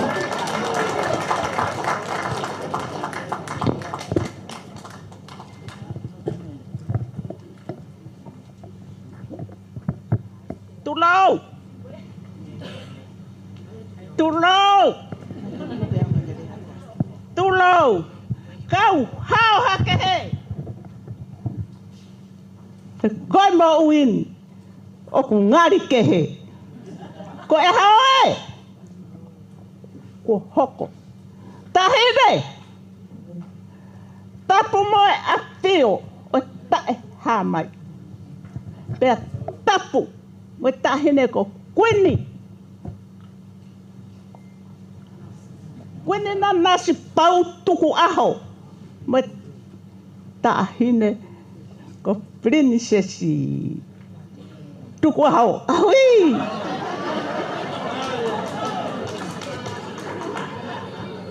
Ke mahino. Ko taku lele mai. Me te ki motu. Tae i loa. Oku kotou. A whiai pehe petuna. Pea mea i he kakai. Neu a fōu. Ko te ki motu ia. O kala i loa ia hame. Hala te whika.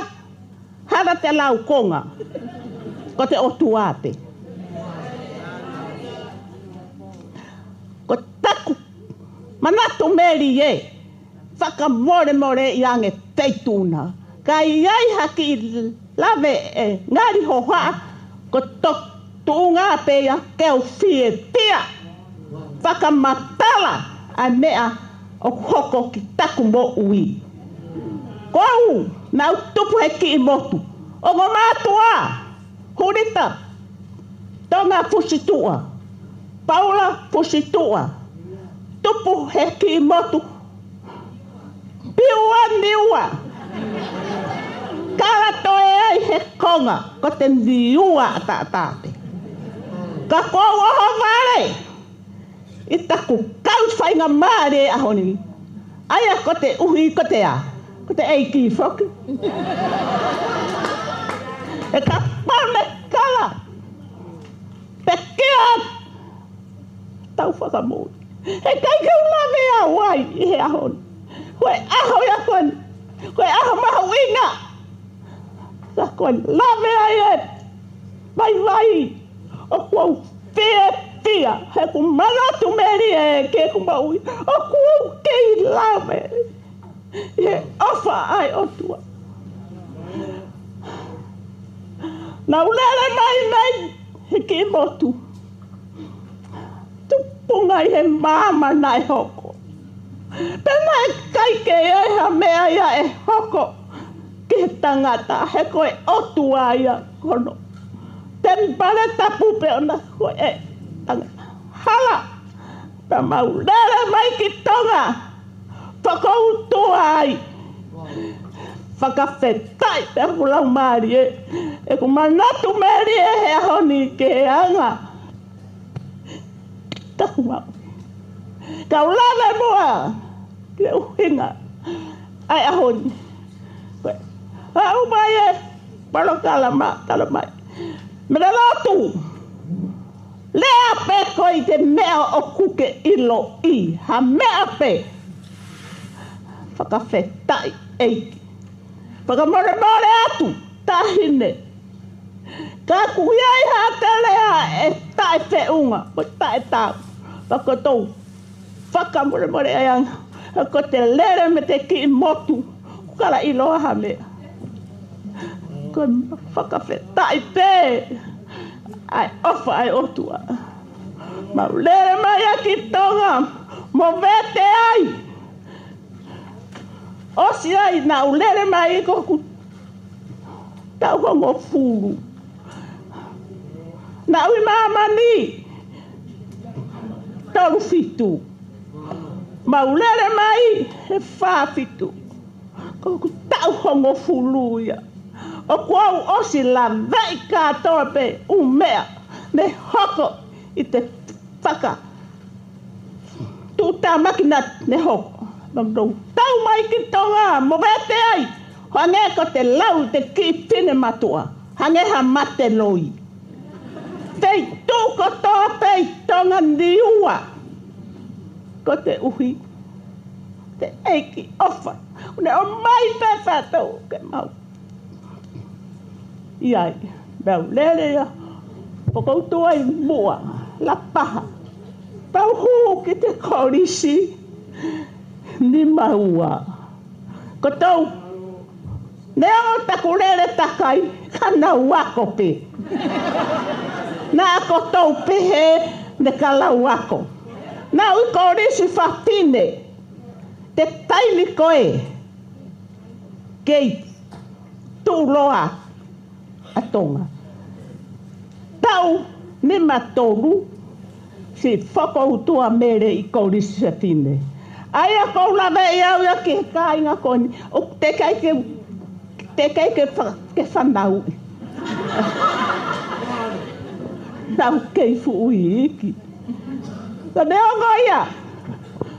Te whai te whatongia. Ke mahino. Ka nā tau. Nau kori setine. Nā pehe e nā tau ia. Ko taku hau o ewa noa i kai loa. Kala he mea pehe ia. I te ahoni. Ko te kakai pene ako. O ahoni. Nau ako. Tahine. Pene sesi. Kula a fio i te. Ko te whine matuani ne ako. Pea nau osi mei korisi whapine. Ni maono. So ki te ki i tau. Kai kehe pe. Nau i korisi whapine. Koia tahine na nasi pau utuku aho. Oku ke awhio i te. E ki pine motuani. Ako, ne ako. Toko te aho ni, kou lere mai ke whakamata lai. Ai mea na aku whai i api ako. Tama ngā aue mo ua eni.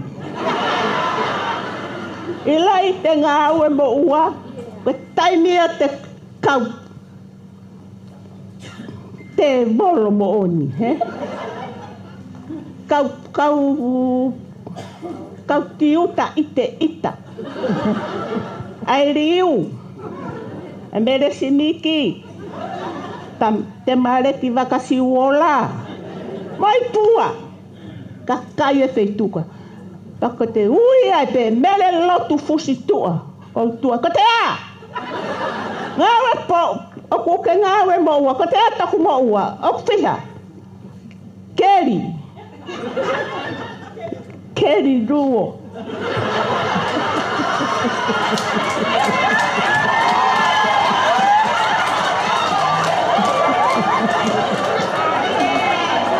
Ko tau whakamore more i ange au. E au rea pēl to tonu.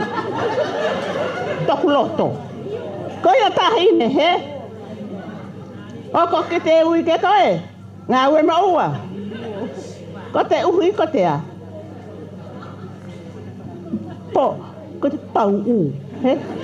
Pau u mene. Pa kala ave ki te feitu o kusai.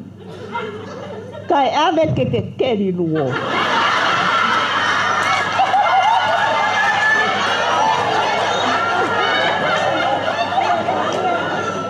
Aia oku kotou mea i te ake apio. Hei ilo. Ko te luo ki te ha.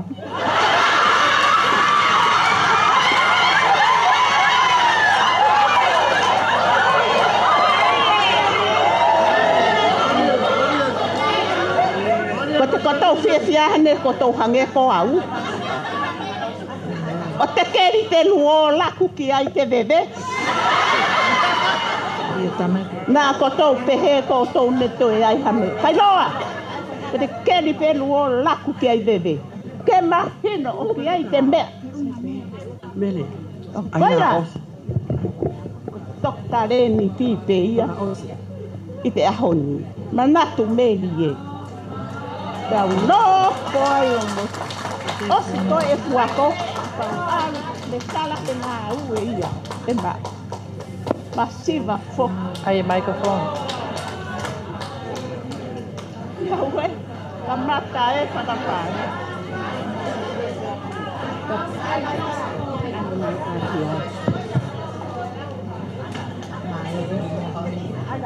Malo.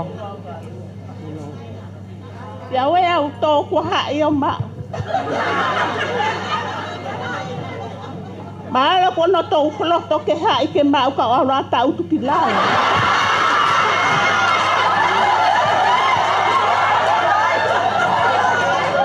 Ata ko ke a i o i tahine. Ko tono hai au. E au tu ure vau ia ke po uri. Ko tō whiu pe ko tō i whanongo. Pa ko tō o ko tō. E au tu pe au. Malo men. O kala ia he ngā ue ia. Taka ia i pei tonga. O au mai pēr mau hoa ki pasi moe a. Mohe kono ki he tau wame. Au ai pēr ne o lere pe taku pa i ngā o au mai ki hen. Oho mare ia au taku tuu te whonua. E whonua ne kala ia he mahalo e au tuu ai. Ka mea ngoia, ko te ei ki te. Ko ia ko te mau koni te eiki. Eiki ofa. O kune tari e kulotu. Kau he tau mea koto. Kau ke ho ai. Ave ke sisu. Tō mai hoa mai. Tāti ka tā. Malo. Koia, kai te hamana tu meri e kua osu whakahaa. Ka kuhange koe lau. Ai ki i poi. Mau me tupu. Mo te kai ngā me peno. Leva malanga kai tau. Malo. Tupu a teu oa. Opa he malau. Si e me kakau. O leva ke o Nai he kātu. Te lomi te au. Oku. Te lalo a halai mara. Māpuna hake. Kongoronga hau. Ta tanu tono fua. Te lalo a kau. Toki ilo peia e he au. Lewa malanga kai tau ofa. Malo. Tā mahi ki koe whase taha, patau hoko atu e. Whamalo atu mele lotu pustu a vade. Whamalo atu, ofalahi atu.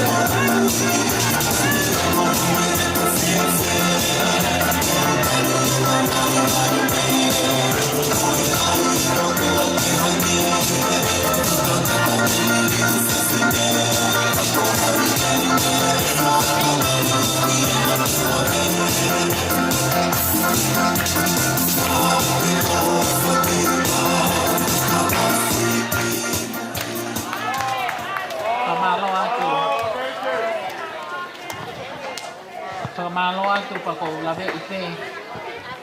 Mo ho haa ki he whakahohaa ne whai e mere pustua. Ka mo manatu pe koe waka o ku fōu ki motu mama o whakamahina.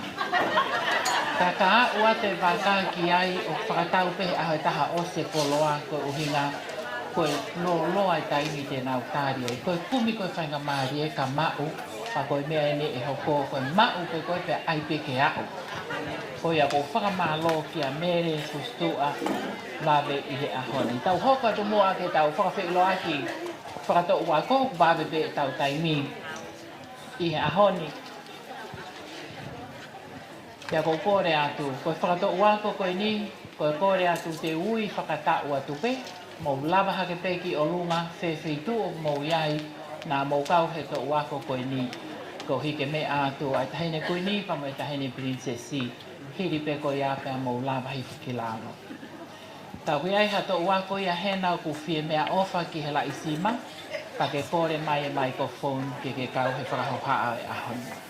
Ko ia te tau ka mākau kai ke ulawe i pe ukui ai hato ua ko heni pa me he tahiwa ua no ke he tolu noa, mo e tahiwa tau taha ke he tolu ni mā, ko tui o ku ikai. Ui ai ha taha heni i he to ua ko e tahiwa whānoa ke he tahiwa whānima. Ui ai ha taha heni i he to ua ko o e tahiwa whānoa ke he tahiwa whānima. Ko e whine eiki, ko Sanika. Koe iyo, sai au pito pe, mo paspas ka kasani ka.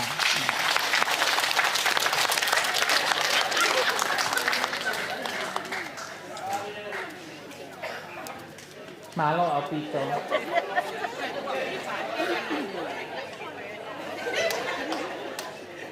Iai hato ua ko heni pa me tahiwa ni manoa ki he tahiwa whāno ki he tahiwa ni manoa. Tahiwa whaano ke tahiwa ni manoa. Ikai. Tahiwa ni mataha ke tahiwa ni menima. Ko ia, ko te ke mapa. Paspasi ko te ke mapa. Tahiwa ni mataha ke tahiwa ono noa. Iai hataha i he tau ako ko ia, ko ngangate. Kia moriri o haviri. Tahiwa ono taha ke tahiwa ono nima. Malo paswasi mai. Tahiwa ono ke tahiwa whitunoa. Tahiwa ono ke tahiwa whitunoa. Mau lava hake ki o lunga.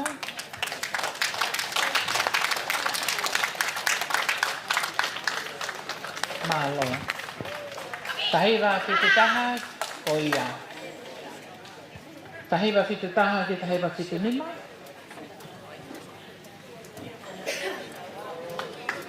Paspasi mai. Tahiwa whituono ki he tahiwa walunoa.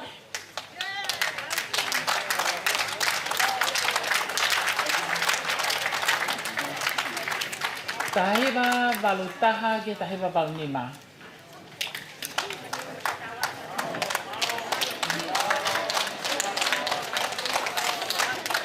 Malo. Tahiwa waluono ke tahiwa hibanoa. Paspasi mai ke wako koni. Tahiwa hibataha ke tahiwa hibanima.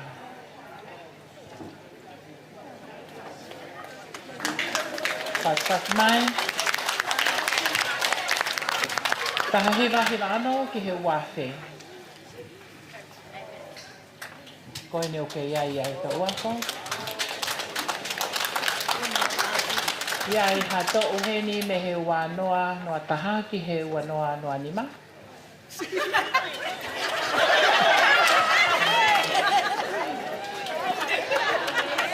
Malo.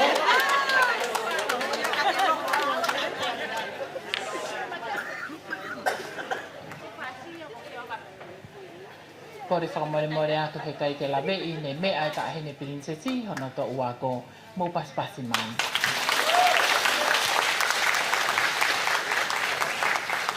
Wanoa noa ono ke wanoa hongo folo. Ia I taha he ni he to wako ko ia.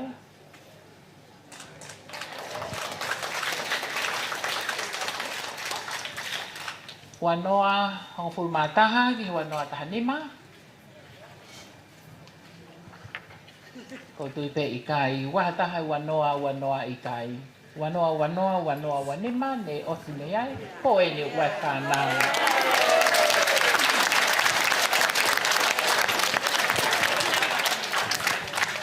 Ka koe anga ia e whakautua ai korisituku a New South Wales ACT o kuiai ai kau whiwhine i loa ki nau tolu koe kau wise wai kau whiwhine i loa ki nau tolu koe kau mature women kia koe mau tolu toko lahi taha ko young and restless. Ko ia paspasi ki ai to wako ko ia Ka koe uhinga ia ku longo mo ui ai ngā ue korisituku a New South Wales mo ACT. Koe ngahi to wako ko ia. Nau tokoni pa nau whiawhia ke nau kau he lawe mai ki he ngā ue whai he ka wau ai korisituku o ma wako ngā ue ai pe. Pa ko ia ai hataimi ko whakahohaa ai whine mātu ani mau kore whakamore atu. Koe anga pe ia, koe whakafotunga a ki nau toluni ka koe ai whiawhia lahi. Koe ai whakalea pa me hito wā koe tahiwa whituwha ke o ange hanau whainga maarie.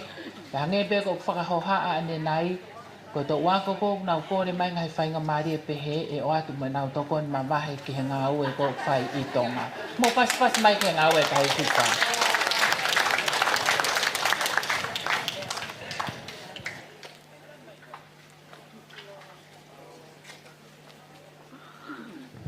Whakatulo wat. Ane tatu, katinia whiwhita, mo kata ko lava mai. Whakamore a tahine. Ko ki mau toluni, koe whakafofonga I atu, o I kau wako koe tau tahiwa whitu whaa. Nā o sia I toko tahi te ki mau tolu na ke tu unga, whakaako koe toke tā, ka kuone mā lolo, ko toke tā ne tatua Prescott. Pea kai ke ngā tai, koe taha o mau to wako, a mere pakiriata taulanga. Na ane hoko koe pureako, pea toi tokoni pureako he taulahi. Pa kuni kei whai whatongia pe I he potungawe asiasi. Kai ke ngā tai whoke, iai pea mo whai whekau whinau waka. Na ane tiutalahi he korisko kuin sālote he ngahi taku. Ak mau whiawhia, ak mau whokautua heni. Ko hono uhinga, ke whakafofonga ki mau tolu, he na eongo nei kai ke ilonga mata e mau peni, ka ne mau whai pe ngahi ngāue, o toko ni ai korisko kun sālote. Whine mo tua kono whakahoha, nā ku hoko koe sea o PTA he ngahi taulahi. Te unga mo e kau whaia, mo e kau pureako e toko ono. Ne ku tok mālolo pe he taun, ko tau a walhok uhiki. Pea ku te whakawheta I ki he eki, na e omi pe, ai toko taha, tai iloani, ke whai whatongia, mai korisko kun sālote. Kai ko ia pe tāhine, ko fotorina. Taimi ko na iai ai Polokalama ai Otumot Pasifiki, na ui ko South Pacific Art Festival. Na unuhi atu, ai to wako ko nye kau nanga ko ni, ke kau I he kau, tau olunga whafafonga ai Purianga Tonga. Lolotonga eni, na kalasi hongo fulu ai a fotorina. Te ko ki mau toluni, na kai ke mau kau mau tolu he tare nit ko ia, he na kai ke mau lava e whakahaka. Kana ai pe ho mau ngai whatongia, na tuku mai o mahi o tua ho mau ngai tare nit ke mau ngawe. Pe ko ia e oane ai mai ka ke a fotorina, ke ne whakakakatoa ki mau tolu, ko hinga koe taimi, malo fotorina. Malo arisi pa ko kore pe mua ke toe, kau atu hufanga he ngai whakatapu ko oso no hawhaki. Kai whai mua e ki manatu meri e no ko tui e maupe ai tau whiawhia. Ko ki mau tolu ko toa ko e ni, where a ngau he mo ua. Manatu I pe te tupu hake na e lahi e longo ho mau api no fo anga. Pe ko ngau e na e whai, ko e awe ki kaitangi a ofa. Te ia ko e taine kuini, he koris kun sālote. Ko me ani na stasi aki ho tau ngai pini he taimi koe. Kai ke mau e toto kai mani o ke. Ko ha api o koe halongolongo. Ko e toto atu. Pa ko mahalo ko te hanga pe he stasi mo e. Ngahi mea kotoa ke masani mo whakamaa. Mea e aho e taha. Tahiwa fitwha. Ko maupure ako ko Barbara Pop. Mau o mai o ako no whamao kotoa teu ke siva hai a rivingi. Pena e whikau ke o alu. O tafu e fukulomani hoke. Hange ko whakatapu. Ke mau mea tukon me iai. Pena e pe foi lai nei au e kulo hange ko whakatapu. Ngā tai e mani hoke.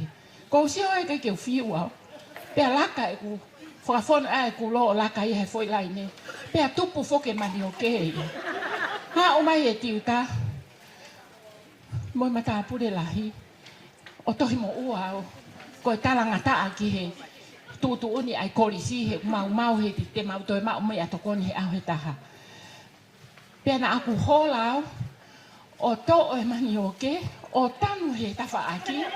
Ke toi foki peke he laine ko yaka o te ungai mo ua. Hanga to e mata pure ku kohu hake kere ia.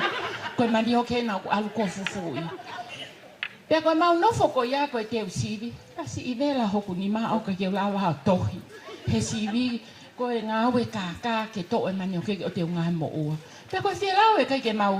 Ne kai ke mau ha mau matai tohi. O mo mea i pētahi ni kuini ko mau ki tare ni ti. Koe stasi pe. Mo ngahi ke masani mo mata lelei. Ai ngahi mea. Kua mau au heni. Ho mau tau o mau hoa ke kau se bata mo kau fai kau. Aonga ke tau hi oi family. Oi fonua. Pea mo siasi. Pea kui kai ke fai hasani tu ngua. Ka koe fia pe he na e a koi. Pea na moa i he korisi kunisalo te. Ai whanga ki urunga anga mau kuku mahi mau whanga ki o. Pea oku aonga la. Pea ka pau te mauhanga mai o kou whemo e kina pe au he whakakaukau i e ngahi mea. Ke whai ai hato koni ne ongo sisi mo masiva e. Ki o ako e ni. Ka koe o wha pe au pehe whata mai whana. Lotu ke lahi ke whakamonu ho tau ngahi koloha. Kua tō me whare lahi. Ke au ai whakaamu. Pea kou kore atu ko mau tau. Tuku ke mau toki taratara noa mo mele tau langa. He kai ke mau o mai o ngutu tamurea na atuku ake katoa ngā tālatu mea kehe pa whai mea kehe. Lewa maranga kau tatau atu. Malo.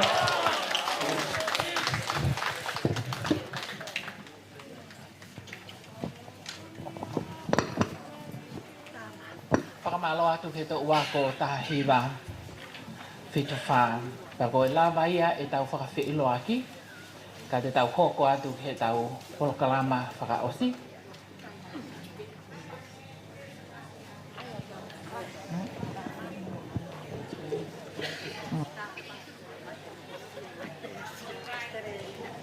Hoko atu rewa e tau polokalama he tau whakawhiawhia. Pa koe whainga maari koe ni te utukuange ia ke a Salome. Vea moi aholahi ke ne kamata atu ai whakawhiawhia o e aho. E to pea mea na to kanga ki ai kau whalau ta mei tonga ki mu apa to kamata e tau polokalama. Ko ia, ko e whainga maari e koe ni, kau kore stutoku.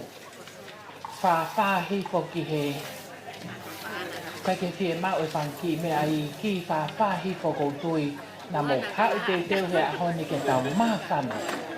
Ta koe whia ia ahoni, koe tau polokalama whaka o si te ia. Hiri ia, pa e whai ai pe tau lotu whamiri heni pa mai ka hene kuini pa koe ka kato ia whatongia o e ahoni. Mo paspas mai ka Salome, rea moi.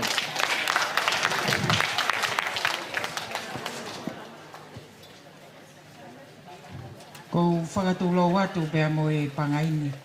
Kai ata mo koe whainga maari e koe ni ke hoko atu pe e tau polokalama.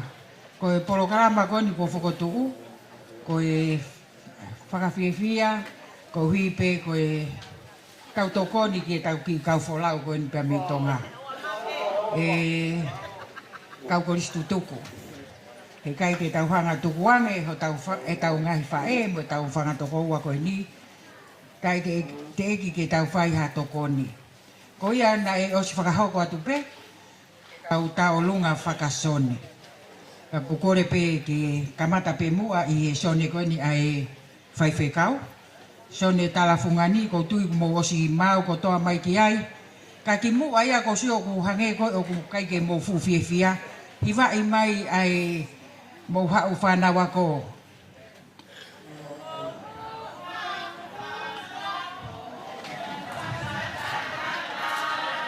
Iwa ki e ngau e mahu i na kuoka.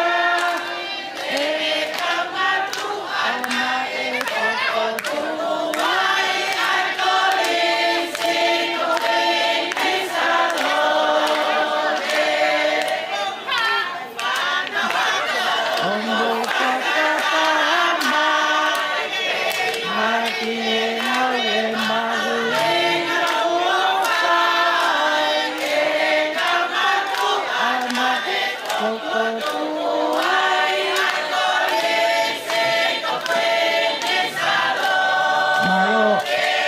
Malo kumi. Kau pamemora tueni kore pemua ke kamata pemua ke mpela. E tau mafana i e fiaf koe ni. Kore atu he kai ke tau toe koia pe o ku ke mo teu mai mua e tau ngahi tau lunga. Ka ko kore atu ki kempela ko ha mo fasi pe a whakahoko mai ki tau me alea whamremore.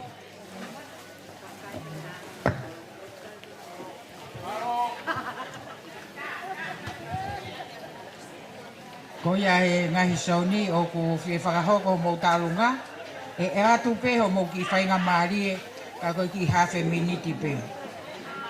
Ke whakare ai ho mo ngahi taulunga.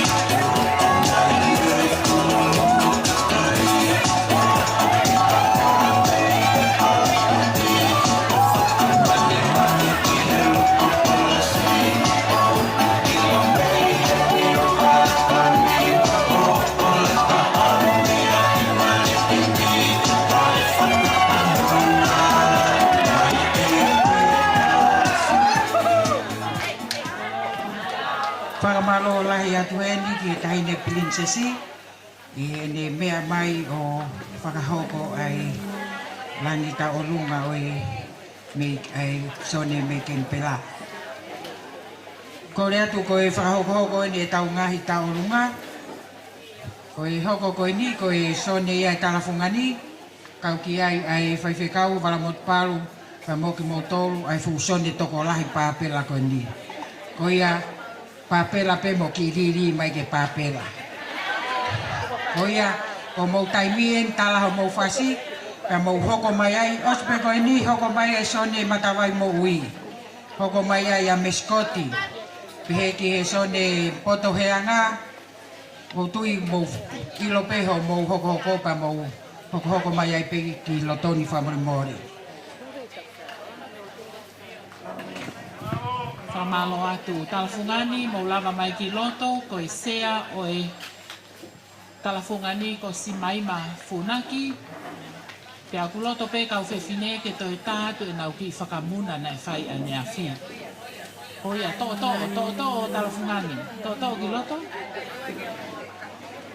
Te neo ku iai ho nau teki whakawhoi tui whoake talafungani a e nau whakawa e koi wawhi.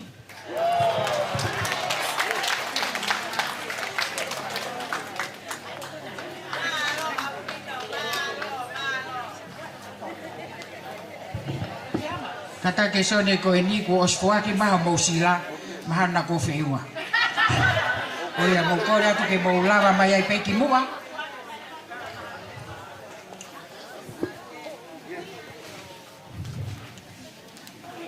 Osi pe ai taulunga ko ni ai sone ko ni hoko mai ai sone matawai mo ui. Hoko mai pa mo meskoti. Pe hoko mai ai pa mo potoheanga.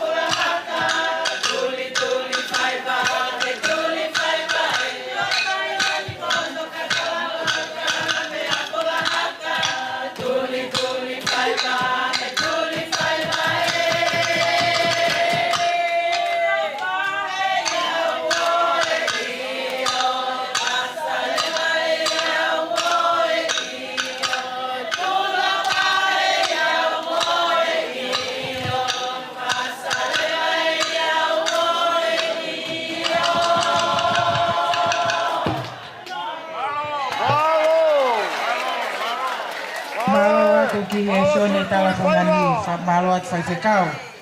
Pea pehe ki he toenga o e tūnga whinematu a koristu tuku. Malo e ofa kua fuaki, pea mai he tau kau wholau. Hoko mai a e sone koe ni, o e sone matawai mo ui, kataki te teu mai ki ai.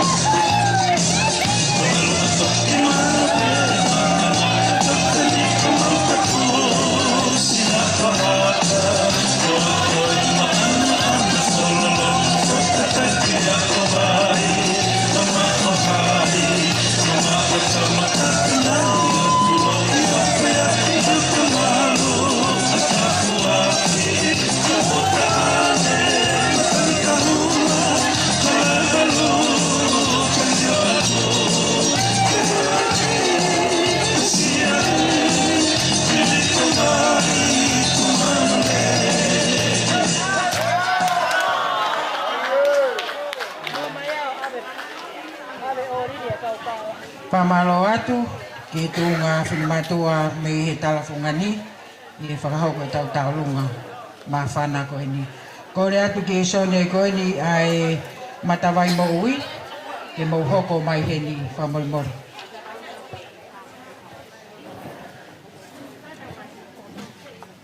Koe e sone koe ni, o tokotolu pe. Neo mo e nau tokotolu, ka koe tokotolu pe.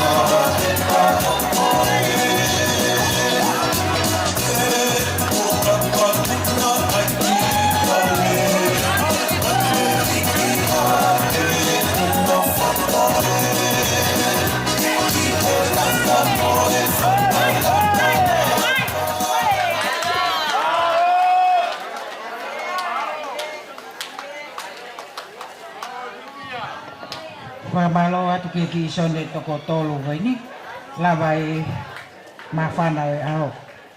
Hoko mai ai pe ai sone koe ni a meskoti, Ko toi toko tolu pe moen. Ko e sone ko ni ko fotolina kioa, peti niku, e mo siulolo liku koula. Ko e toko tolu ya ko ni wai e nau whanau akapulu. Pea ko tui ko e tau atu e li ia e sone ko ni, ko hi he oko.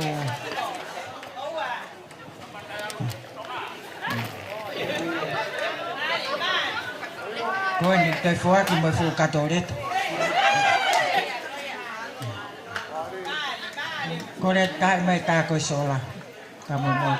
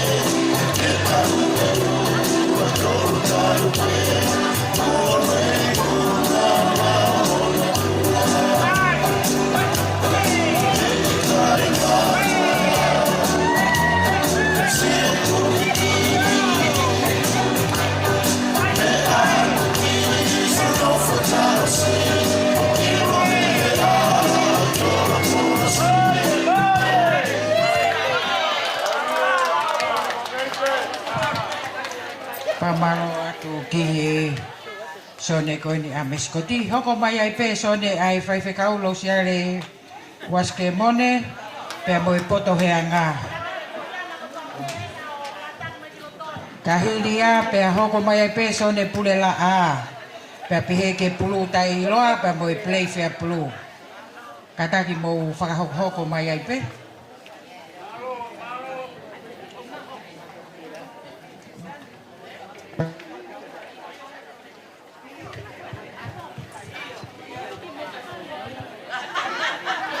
Tulo watu mafua fuai.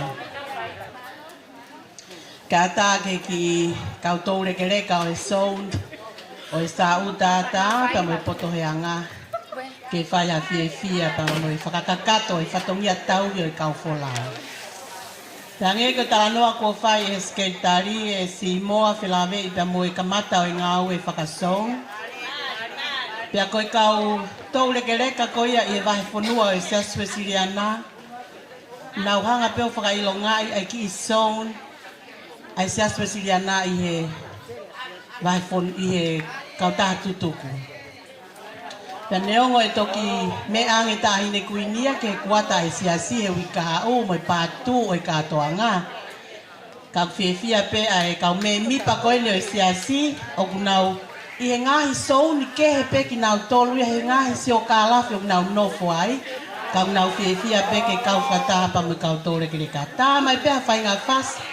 Pa ko tek ki o e kau tore ke ka pa me son poto hanga ko pa nga ta hafe. Ke fai a ke tau e kau folau. Pe ta mai pe fai nga fas pe o ki vave mai kau fine e ki. Na lo au pita.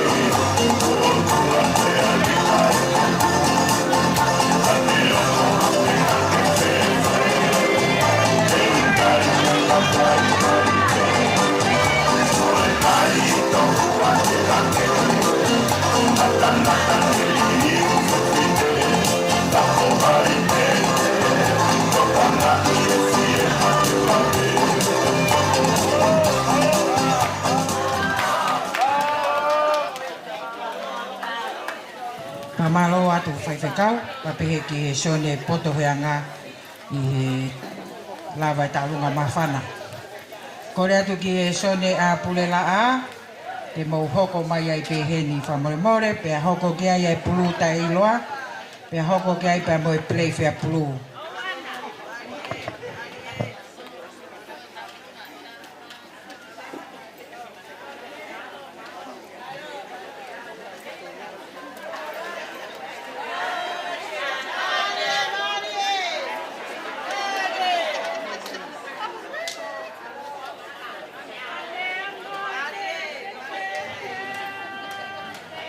Tapuat ke Pataloni ko stutuku. Tahine kuini nas kau wahok koe. Kuini ofina tonga. Tapuat tani prinsesi. Tapuat tu mami fualu. Tamba kato ki ngataua kaito. Katamu ai pangai ke whakakato e ki whameite ai senta ni pulela a. Senta ko ni kawai mo fili mo to ko ni mi mo mamao. Kau he senta ko ni. Ko to wa ko ka to senta ko ni. To wa ko na to la lo ai TV ai ko sku ta.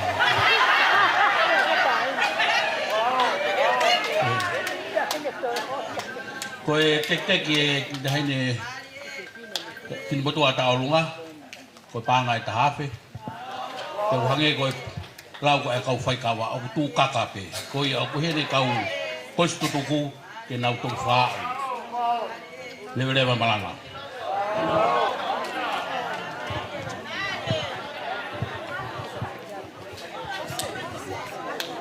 Mai o pe whasi pe ata mai PJ.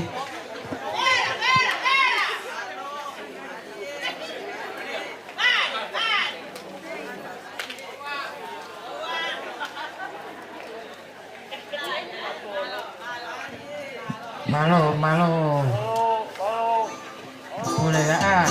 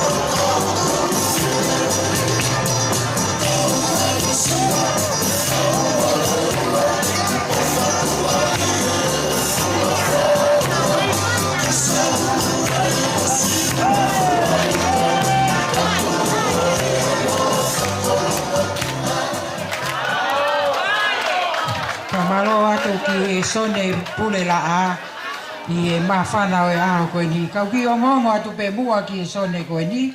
Koe toi wike tolu pe whakahoko e katoanga koe ni. Kuo toki au atu ki he tunga whine mātua koristu tuku a pule la a ai teo e katoanga. Pea nau whakahoko mai lewa ke whakahoko ki nau tolu koe sone. Pea koe au whiwhia i he tau kau whakataha i he aho ni. Pea moe tunga whine mātua, pea pōpō ki ai, pea moe ngahi hoa. Hoko mai ai pe ai tālunga koe ni ki he puluta e iloa. Koe sone puluta e iloa ka taki ko mou taimi e ni.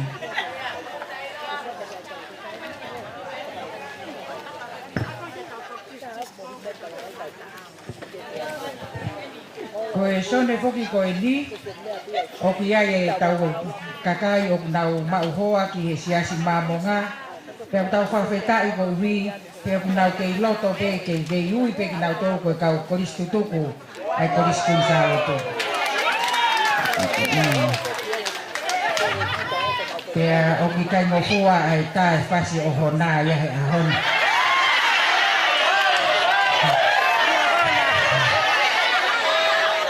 Pea ki tā ahona ia sāpate.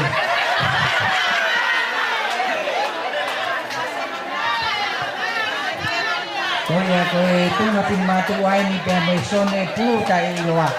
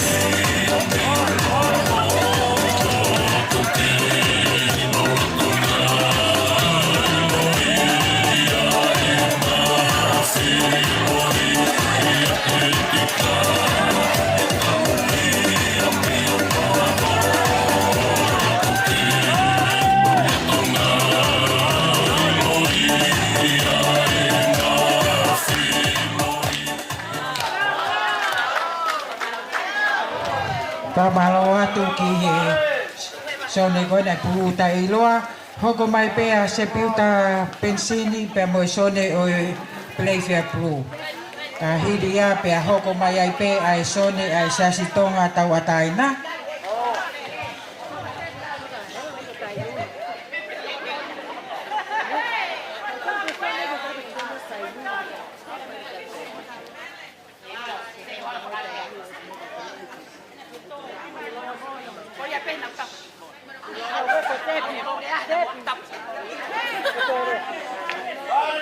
Kore kai whakatoto o mai pe mua e ku wawe taimi.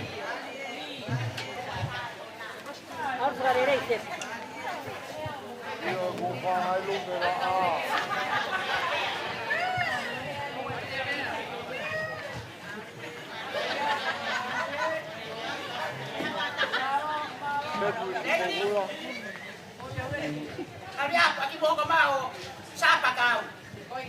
O wati eke peki. Pakatulo watu.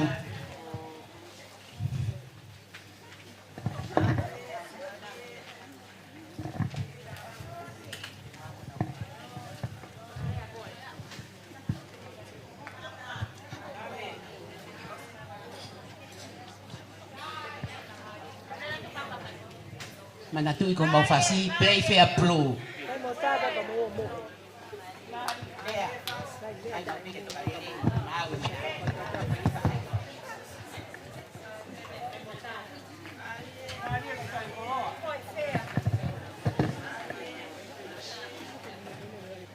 ka ofo ta hine ka koe whakawheta i ke eiki ko talu e tahiwa fitu tolu fitu ua e mau osi me ko insaro te kai ke ha mea tō mai ko ki mea pe ko pulu e ka wholau Leongo he kai nau tofu. Koe hange koe lau, whakatofu mei rani. Koe ki i souni koe ni. Tau ene whakotu umhaka tau ene tau noa. Mo ku taki pe mi Blacktown, 19 Church. Panai toko ua noa. No fo ate kau no fo malolo, ate kau malolo. Whakawhetai ke eiki, mau hao he konibiti, tu utahe ahon. Koe tu ngai whakalau noa. Paneongo ai masiva. Ka koe loto. Ki unga. Tapu ia.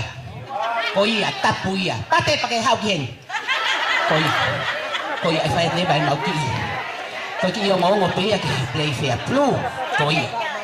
Tama e hau mau fasi. A te mau ofa. Kau folau. Te mau lau sima. Lai sima. Ko mau kekte ki. Pe. Lai o si kore e tola i wafe. Pea to hoko mai ai ki apisia hoku hoa to kore. Ko ngo puna to ko ua na play he akapunu. Ko ua ta fou dai si makiai. Ta ka ke tala tu e mea na fai pa ke he tala mo mea. Na fai pa ke wa ke ta fou. Ta ai pe ta uni ke ma. Ko fanki tek teki e ma ulu ko ia pe ata pe ma ofa. Ka ma lo to le ke ma wa ke wa no. Ainda foi uma princesa do Alfato.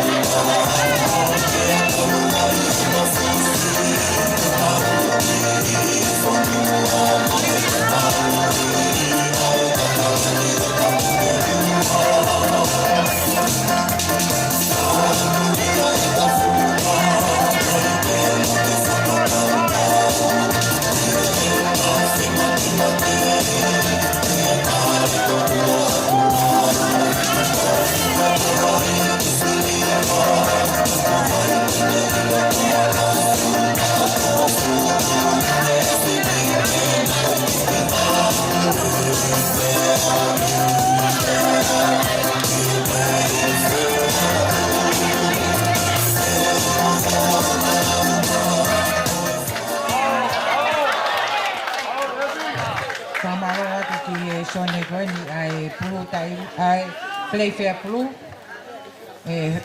lava mau talunga hoko mai ai pe ai kinau tolu tunga fine matua me he sone se stonga tau ataina tunga fine matua ko ni kai ke nau filan mori kinau tolu koia boy nau teki ko paangai tahafe kasi tonga Kahili pe ai sone koine sa stoa hoko mai Northern Beaches, hoko mai Petel Hema, hoko mai ai tafenga monu pe a wai kore mai me pispeini nau fie kau pe mok nau tolu he mafana. Kore atu te tau osi pe he toi kuata, taki minite ua pe moikong.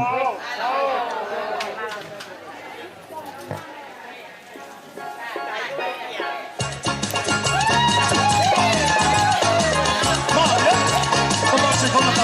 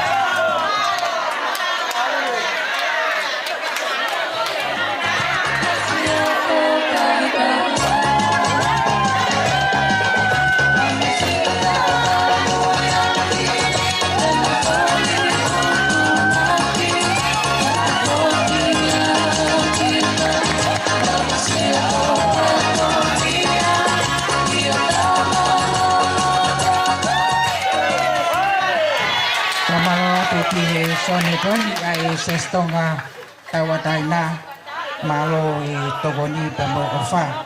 Hoko tai peki sone koni Northern Beaches.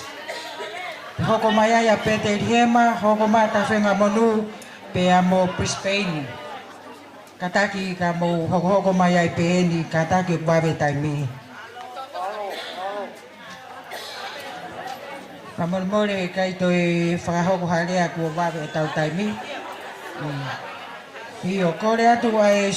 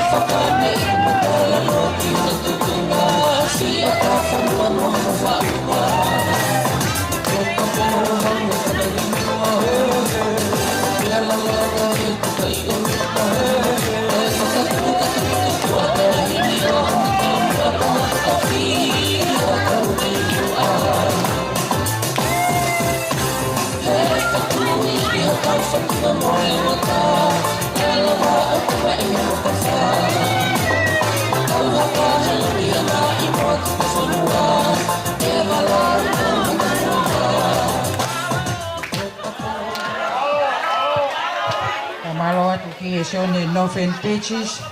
Malo ai ofa pa mo tokoni. Hoko atu peki ai sone ko ni Peter Hema. Kapawa kuheni ataha i sone Peter Hema. Ikai. Hoko mai ai pe ai sone tawhenga monu. Oku iai ai whaiwhekau kamaloni tuiono. Koe whaiwhekau koe ni na e ofa ke kau wholau ane whiawhi.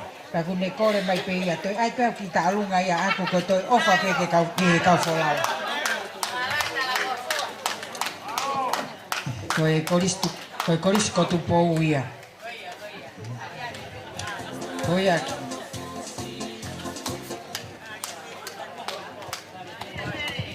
Whawhetai ki a si hoa hau lau maari e, mo ia katoa pēo ki a te au.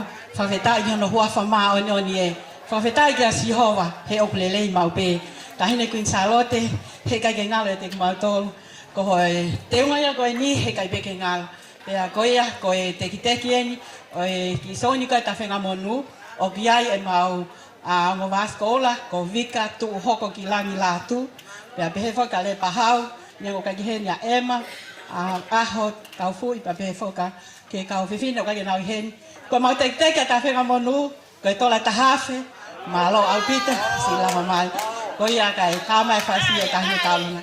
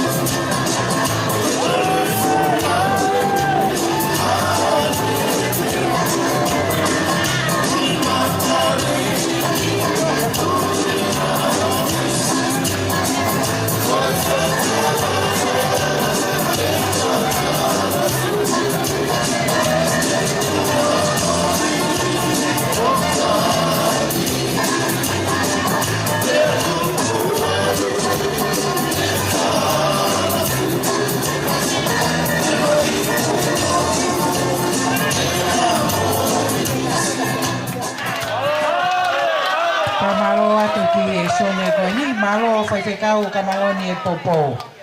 Pea koe sio koe mawhanai e whekau koe ni ka ki te osi. Whaka hoko mai whekau koe ni e ka maloni e kore atu ki he pure ako o mai hafo scholarship e ua o e tauni maana. Paspasi mai ki ai. Malo e ofa. Malo e tokoni. Hoko mai ai pe ai sone koe ni koe ofa koe ni babe i Brisbane. Fa hoko mai Brisbane pe motou se ne ko motou pe. Koe lava mai ai sone koe ni babe ai koe pareste ni eni teke mapa takai. Pe me Brisbane pe mo na fu container ufi. Oku container manioke mai a Kunsalote ke ati kautolu ka container ufi mai pe mo Brisbane. Whakatulo watu, kaine kuini. Tuku mua ke u, whakahoko atu. Ai ki whakawhiawhia te mawhai mu Palestine o Brisbane. Whakautua pehe turiki koe, whekau mai me he ku whai ako, teke mapatakai. Siare e whai e tatau o lunga. Taine kuini, matok whetau laki mai peki heni. Lere mai au, koe whai pui, asi moa, Salome, pe mutuna ula. Matok whetau laki mai pe ke kātoanga. Mea lelei ko hiai mea koe pei ai ti. Ei ti luani, ko ho kau wholau. Nong whaate tangata ik whai whekau, whai ngāu e, kau hau au, kai keu whewhe i hono whamili taine kuini. Ai Palestini ako, ai hoa e sekeritari lai, pule ako Kunsalote, ai hoa e whai whekau, taine kuini, teu whewhe i e whamili. Tuku pea mua teu hau paspas, e kana womi pea toi ai aku ki pare. Tā mai hawhasi, malo. Iyo, koe tamai ke e kano o upolu.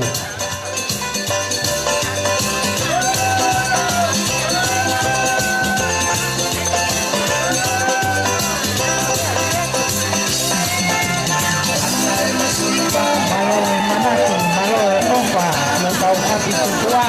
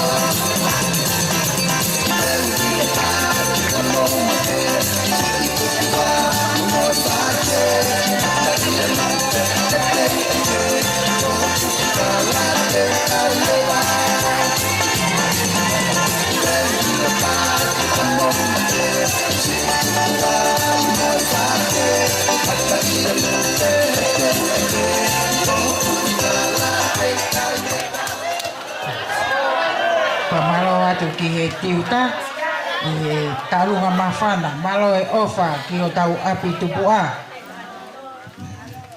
Kore atu ki he sone koni hoko, ki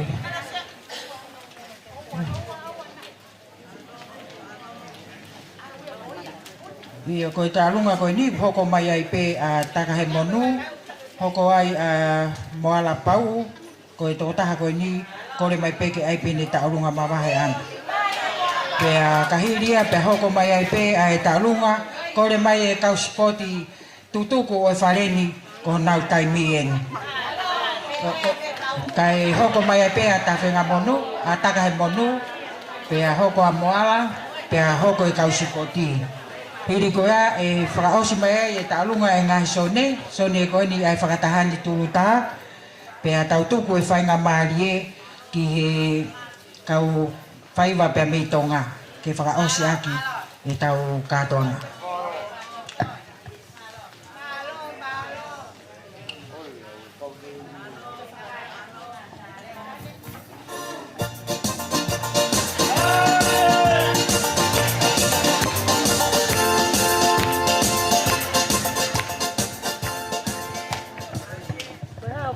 Patulo atu, kol famal mole atu he mau te whaloloa. Tahine kuini ka mātahin prinsesi.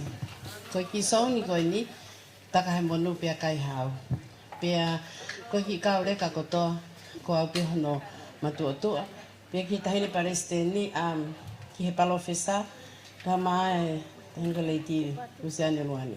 Pia kuna mea ki naua mea i tonga, kau nofo apa mo e whanki i kau reka koe ni, mei Australian.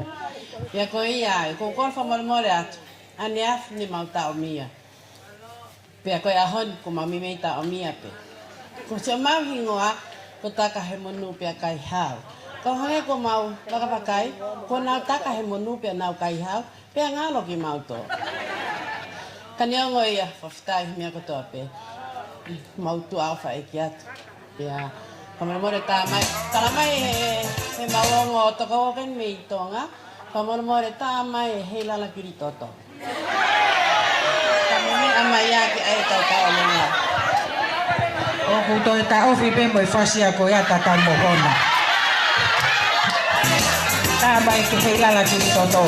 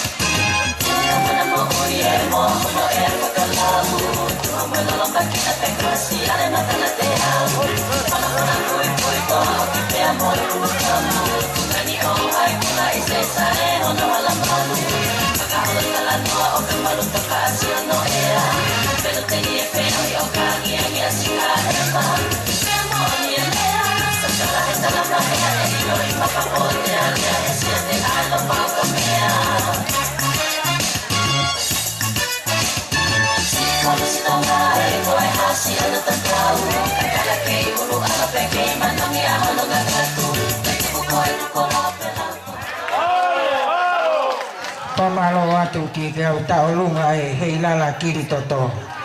Malo e ofa malo e whakatoto e. Kore atu ke hoko mai ai pe tau lunga koe ni a moala. Tulou, tulou. Whamore more atu. Moni e lea. Mau lere mai pe whai tu iau. Mau tu iau ai au. Ok sayang e whakapuna he mawhana. I he tangutu noa ia. Koe ki i tālunga koe ni, koe hingoa pe ki tālunga koe ni, koe kautai i loa. Pea koe ki i kaunanga koe ni, nai tuwha tiki te akia ki tua pule anga. Pea koe si lava mai ki kaunanga koe ni me Queen Silani. Pea koe fia ia ke whai hawhame i te koe ki horisi mui. Pea koe ai me i tatala lima, whai hawhame i te, he ko me ai tumu. Oi o tutonga. Koe ki teki, koe ki tola pe ua afe. Pule folau, pia moe kau folau. Mawongi pe o ngona koe tala mai, koe ahoni ko mou ki mea ofa. Pia whai ngata ke mau vahe. Awe pe ke heka toi whai te riha kau te pireia. Ofa lahi atu, malo atu. Kaya mea ia kore hua e vai mo whanaa e.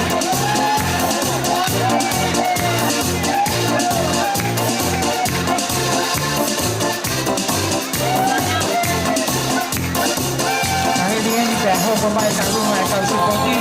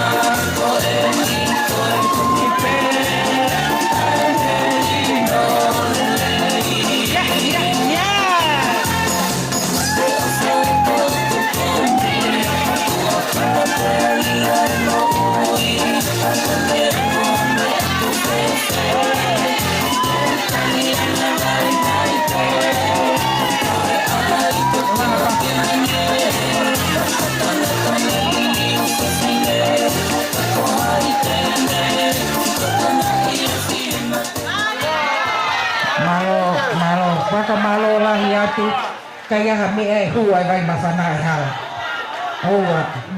malo aku to ka fine ofa pe mo mafana ko higo tau ki kau folau ko ya pe mi tonga ko taulunga ko ni ko taulunga ia ai kau sipoti pe bobo pe ki mu hai kau fa matala ya moto ko kau sipoti ko ni ko taimi o tahi wa balongo futupu pea ko toko taha ko ni ko toko ni tahu paanga ia ai ko istutuku ko uraki olimpiki ia beitonga ko si lolo liku kola pea ko eno kifo ha o ku tau ia i he kalapo amendi ka mo kata ko paspasi masigo pea ki heni pea mo si ea preskoti ko kau tuki mu ai sipoti o taimi ko ya wai mo Enserina Iongi pea pehe kia Cristina mo toko to apena mo ilo na mo kau sipoti lue mai pe mo seniti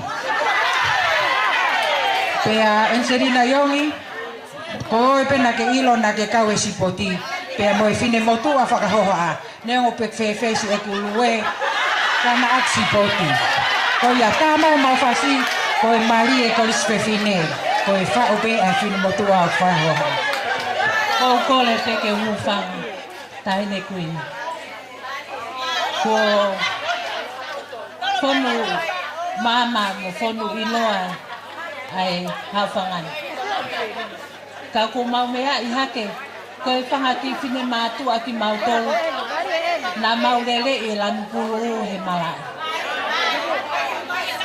ko e ke mea i pe kuini ka mātahine o kui kai pe to yaha le kotia ma kuin salote ki he tahi wawaru tolu na mautata kotoa ai usila kotoa ai kolisi he taimi na ku whakakanga tamake ai komo filai kakawa i kolisi pia koku kole aku kolisi tutuko ka umai komiti tala noa mo ka u whai ako spoti me tonga he ahon ko nau kole whai ata ki ta alunga mono mai ke kumi aka ki me akau sipoti. Pako kole atau komiti. Ai ki paanga kone talunga kone si mono at ki tonga ke kai e kau sipoti. Malo api. Otu i mai ai pe si ulolo e paanga tahafe ke ave ki tonga ko ahonia ko aho pe kau folau. Kore atu ke amake ke atu he ki a ke pure ako o kataki mai o whakahoko e talunga ki fine matua spoti ko ni. Ko ia whambalo kasi wea mau panga tahafe ke ave ki tonga ke kau sipoti. Malo. Ospe ko ni te teu mai ai sone ai tala ai patahani tulu taha memori.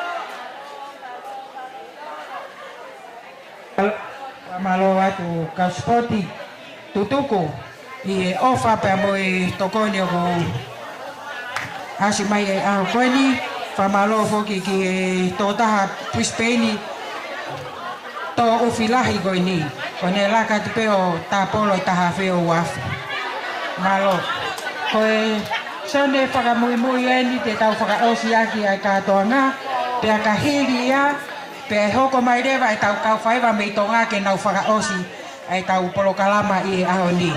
Ki mua ke whakahoko ai tau lunga kou kore koe whakauri pasi.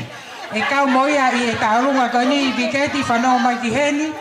Pe ako mo tolu koe o mo whanere ange o paki tai totongi mai ai plai pere ai whakauri pasi. Mo mai o ai hano pare. Koe hoko mai ai sone koe ni. Kataki mai whakatoto mai e kuo toi pe minite ua. Koe sone koe ni o ko wheunga ia pa moe toko tolu wha.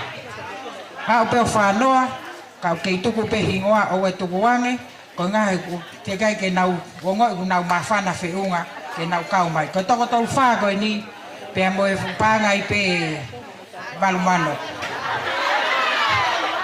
Kau e ni tokon Palestini, pehe ki tau paanga se kai tari malolo pe mo fine motu au whakaria malo tamai e fasi ko ni ko fasi pe ai sone ko ni ko lau kau anga e tonga Queen Charlotte a hofonga ko ia tamai fasi famore more lau kau anga ia e tonga Queen Charlotte a hofonga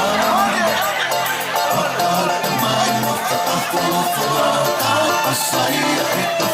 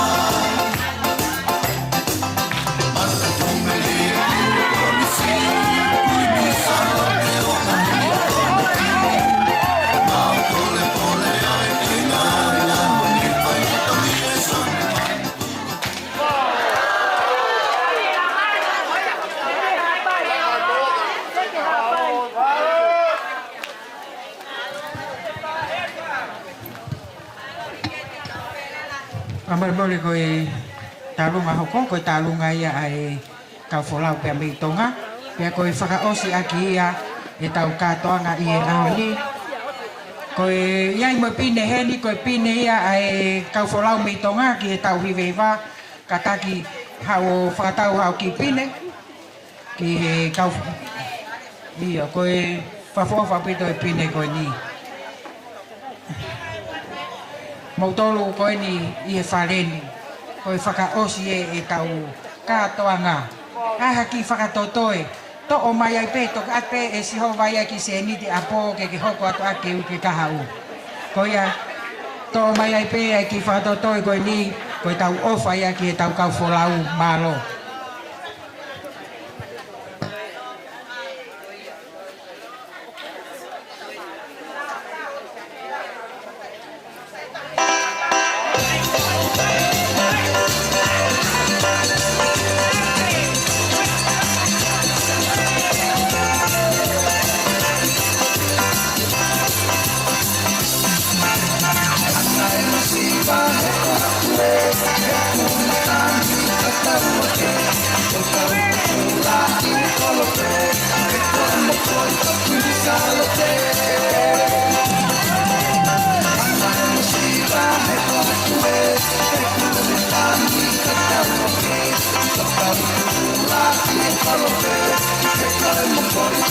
Salute.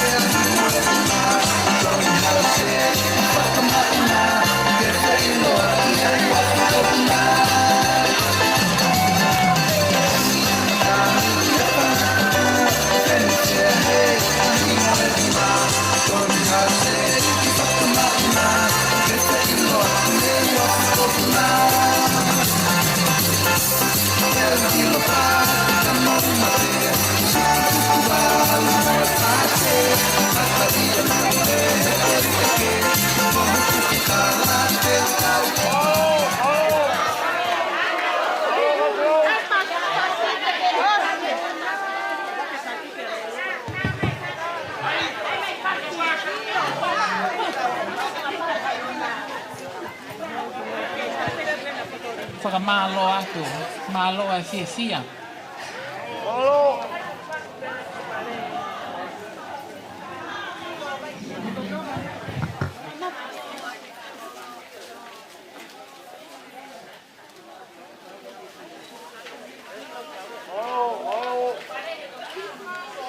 Whakamore koe pare o kau whalau mei tonga o ai o mai e ki heni.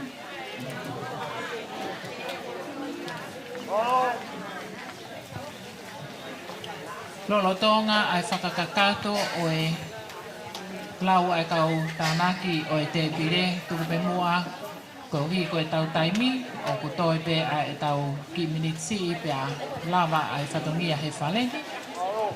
Kore atu ke tau whakakakato ai whatongia o ku toi. Pe ai tau whakahoko atu ai toi ngā o whatongia. Ko e whakamalo e ko kamata pe mei he kamata anga o whihui angani he a whio ai o tua.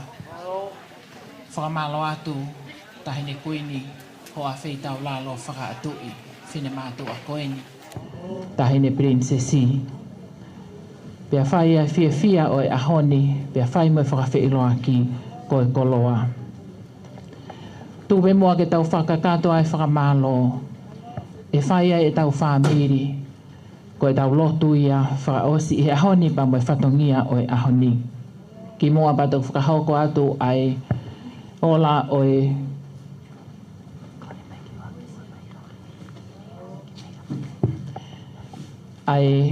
ola o e whai whatongia o e ahoni pea e tok whakakato ai whie mata mua ai whine mātu ani ke kore ha i misi pea mo e whine mātu a kore stutuku. Kai he whainga maari e koe ni, kua mea mai e tahine kui ni, o kune whie tō mai ai koloa ma e whine mātu au whakautua atu pe o anga e whainga maari e koe ia.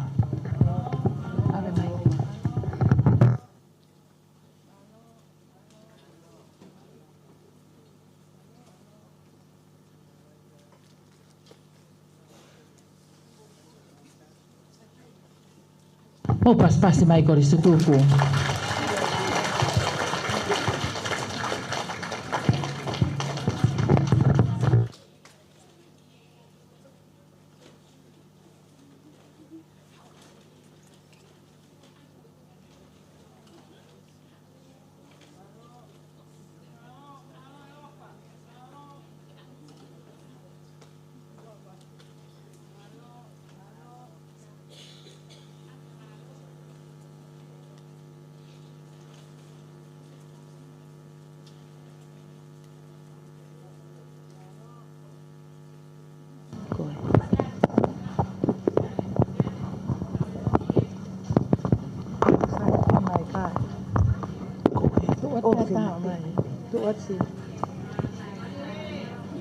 Ko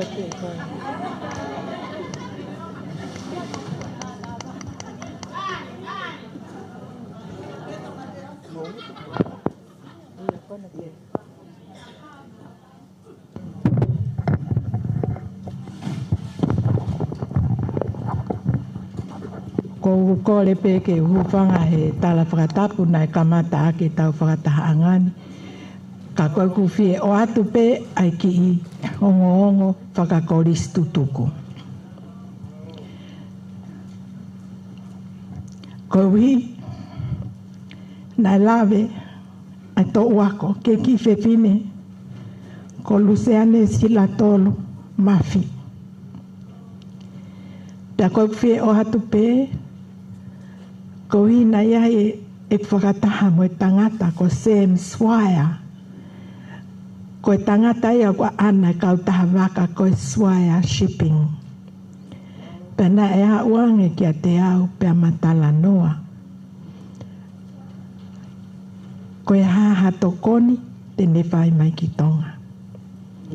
Pea whaka os e matala noa pea ne pe mai. O toi ai a mea te ke tokanga ki ai. Pea u whakahange rewa. Koe kau whewhine, toko lahi na nau toki maa loloni ke i tau si.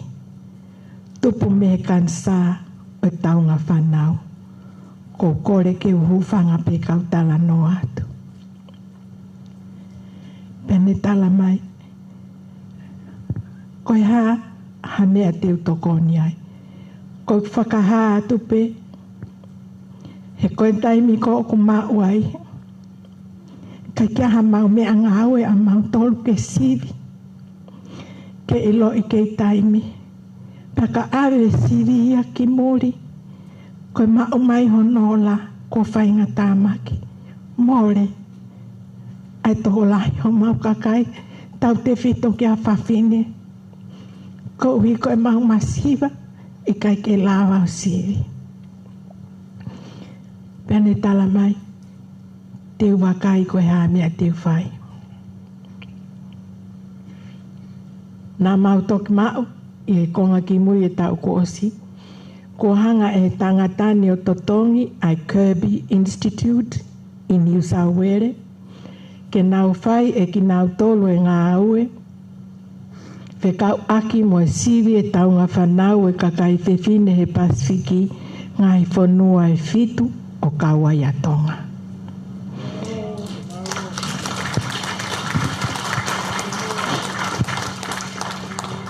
Sau nau pehe, ko ki nau tolu e iloi i he taimi whai e screening mo detect o ko mau ha whai ngata a ke taunga whanau te nau tokoni ki whai toho. Pea koe ku wahe atu pe kau whiwhine o kai ko au.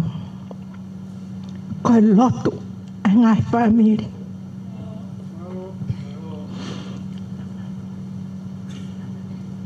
Pena aku rea aki. He kapawe kai ke tala noa ki ai. E kumi e otu ai hatake. Ke whakamatala pe tene o mai hatangata hangi ko Sam Swire. Ka koe ku wahe atu pe i e mau inasi e whainga maari e koia. Kau koris tutuku. Mau tahui lelei. Mau sivi mo ui lelei. He whainga maari e whanuan. Ke to iai hangai aho whakawhia pehene he kahau. Te tau whakatahai. Oku mau mau. Ai mo ui lelei mo whainga maari e koia. Koe ku wahe atu pe. Ko hui koe ke uwhie langa i mamahi ke tō wako koe ni. Ka nai hoko e taimi nai mālolo ai. Nai hoko mo i kau whewhine. Nai ai e whainga tāki ai. Pena i kai ke umā, ke whakamatala. Ai masiva atonga mo potunga e mo ui. Ke sivi a whawhine. Mo mau taimi ke whai tōki nau tō. Kau kia he o tua i au loto ke atonga. Pene toko naki pe ia ene kakai. Ke whakapaanga ke toko ni a whawhine. Ko iau ko whiahanga peo wahe at ke tek mautolo. ai whainga maari o mai.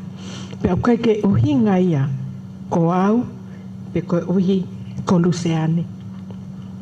Ka koe kakai whiwhine a tonga. O kuna tu ulutui, o kore tokoni, kia ātona i siova, he taime whainga tā. Oua, na whaiwhai ange pia to'o e tau tui, mo e tau whalala o tua, o tokai mananga mea kotoa, o whātu.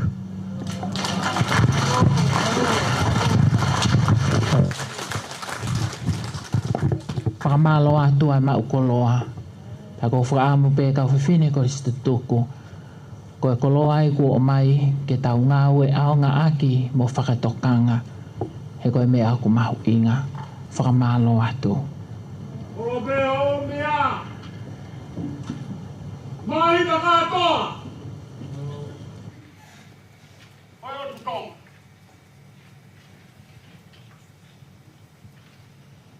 Lupe o kai kapa i e taua.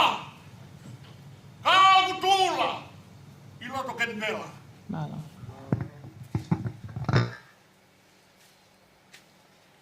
Whakau tula o mau whain. Ke whai a whatangia. He aku a whia atu pou. Hono whanua. Ke whai a koa whakamaro. Taina kuin.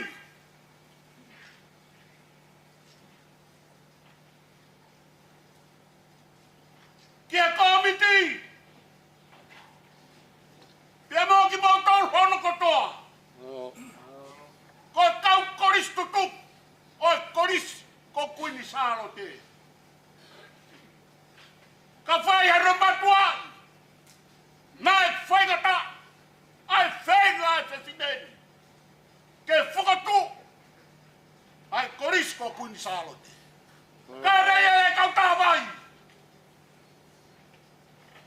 Pia ku mo kaimeri ai e ngā iao. Hei rara kiri toto, a whatu. Malo e whoa mai, malo e maua ngongo. Koe kuni mau kou whaini. Malo tua kou whaini. Pea ke mai e a, piniti te a ke mai. Fie maari e koe. Whai e ngau e, he pongi pongi ke hanga atu ki he kātoanga. O tau teu ki ai. Ko tau tawa e ko Jehova. Pea ko Jehova. Tene whakakato. Ai ngau e ko mou whai. Whawhetai atu malo e ngau e. Malo e holo holo loi matu. Malo e teke langi. E tau e langi ko e kato ango ko tau whai seneni. Fie fie ai, te tau e langi e taine kuini. Te mo e komiti ngau e mei tonga. He ngau e ko mou whai. Lewe lewe e maranga. Kau tau atu. Whakamalo atu. Tupe mua ke o whakahoko atu ai ofa, kua whai e whine mātua o e Koristutuku, Koriskun Salote, New South Wales, ACT. Nai mā imo ai tahine prinsesi. Ko e whaaki ma e kau wholau pia mei tonga. Whiungai a me pāngai ua mano, whitunge au mānima.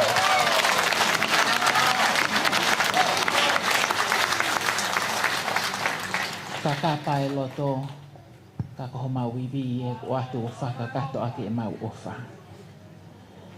Tū mua ke tau awe whakamalo ko ia mai o tua o kune a whio. Taha o yango vesi e sāme o pongpongi, ko e sāme onongo fulu mātolu, ves fitu pia moe valu. He kua ke hoko ko e tokoni ki a te au, pia te umavama i he malu o hoka pakau. Ko hoku lau marie, ko ne molo molo muiva e atu, pea puke puke au, e ho nima to o matau. Ko e lotu ia te mau whai ma e feitu una. O ikai ko e whakama o ko e whiohi anga o e whiawhini ka ko e aho ko tō awa o ki he ngata anga.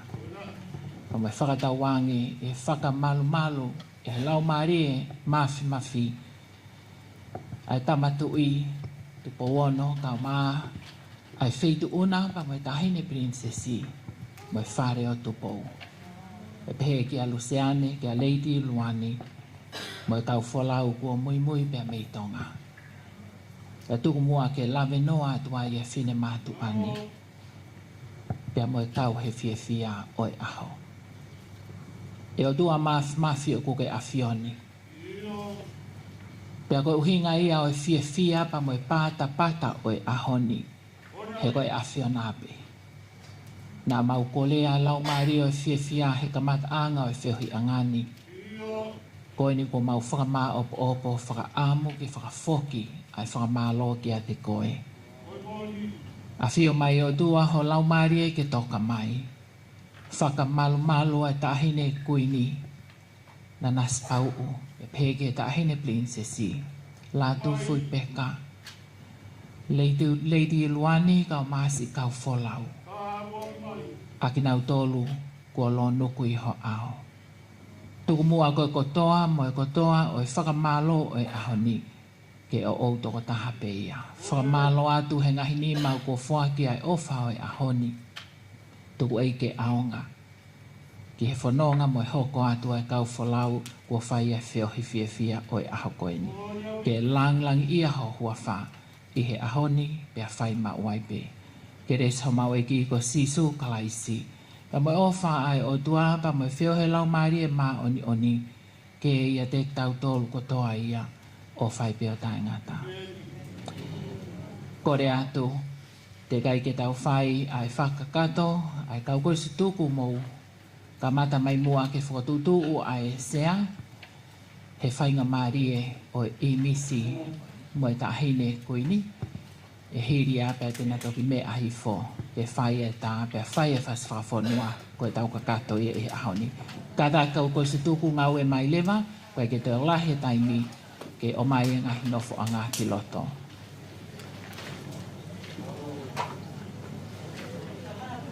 Iyo.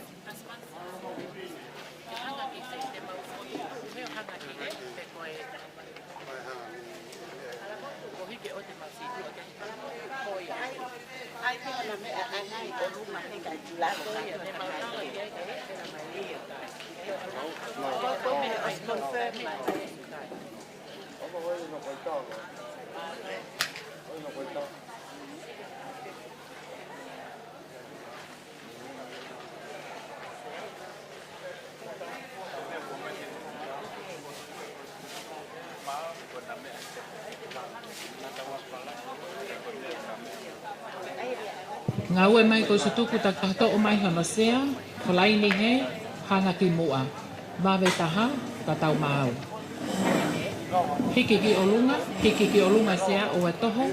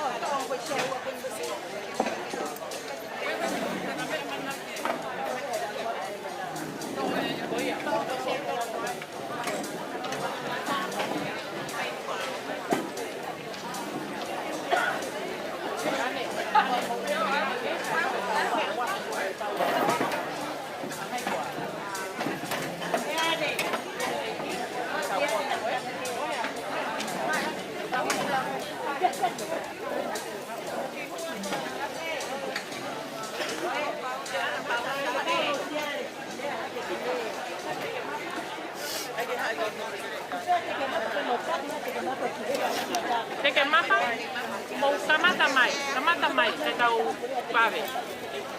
Genevieve, I have to call the hotel. She wanted me to bring it over. Okay, babe.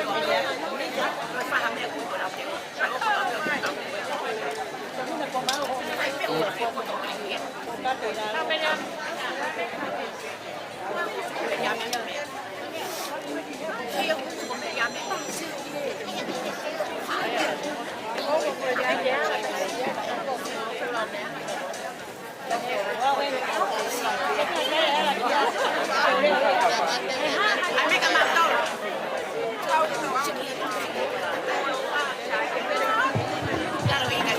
ki mo tolu kau ko se tuku o ko te malo hi ho mo nga hi tui te mo la mo tolu sai te la lo mo an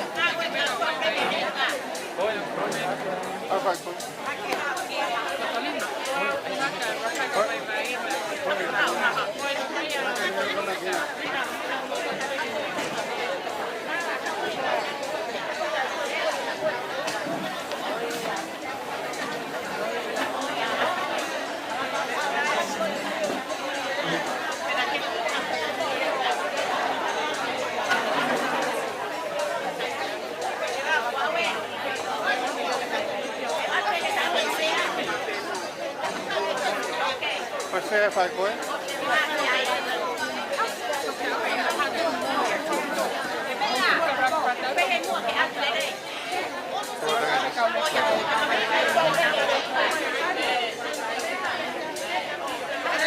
Ai hi một cái một ai.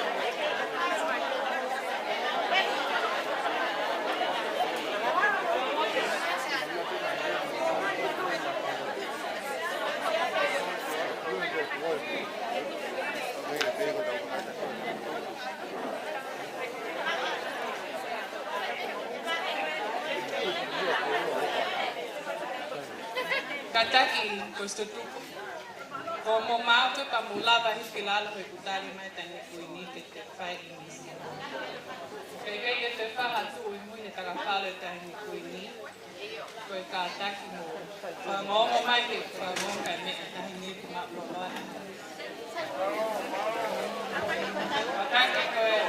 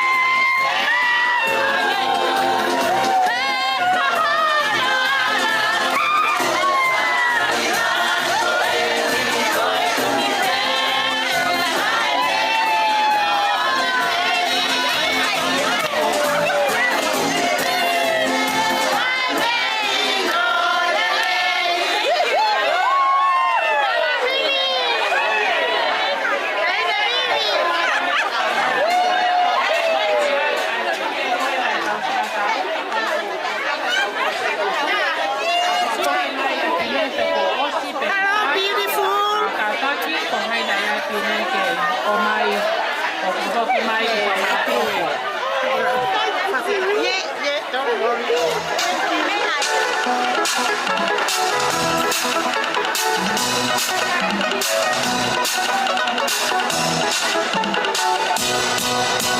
If you see that guy in your name,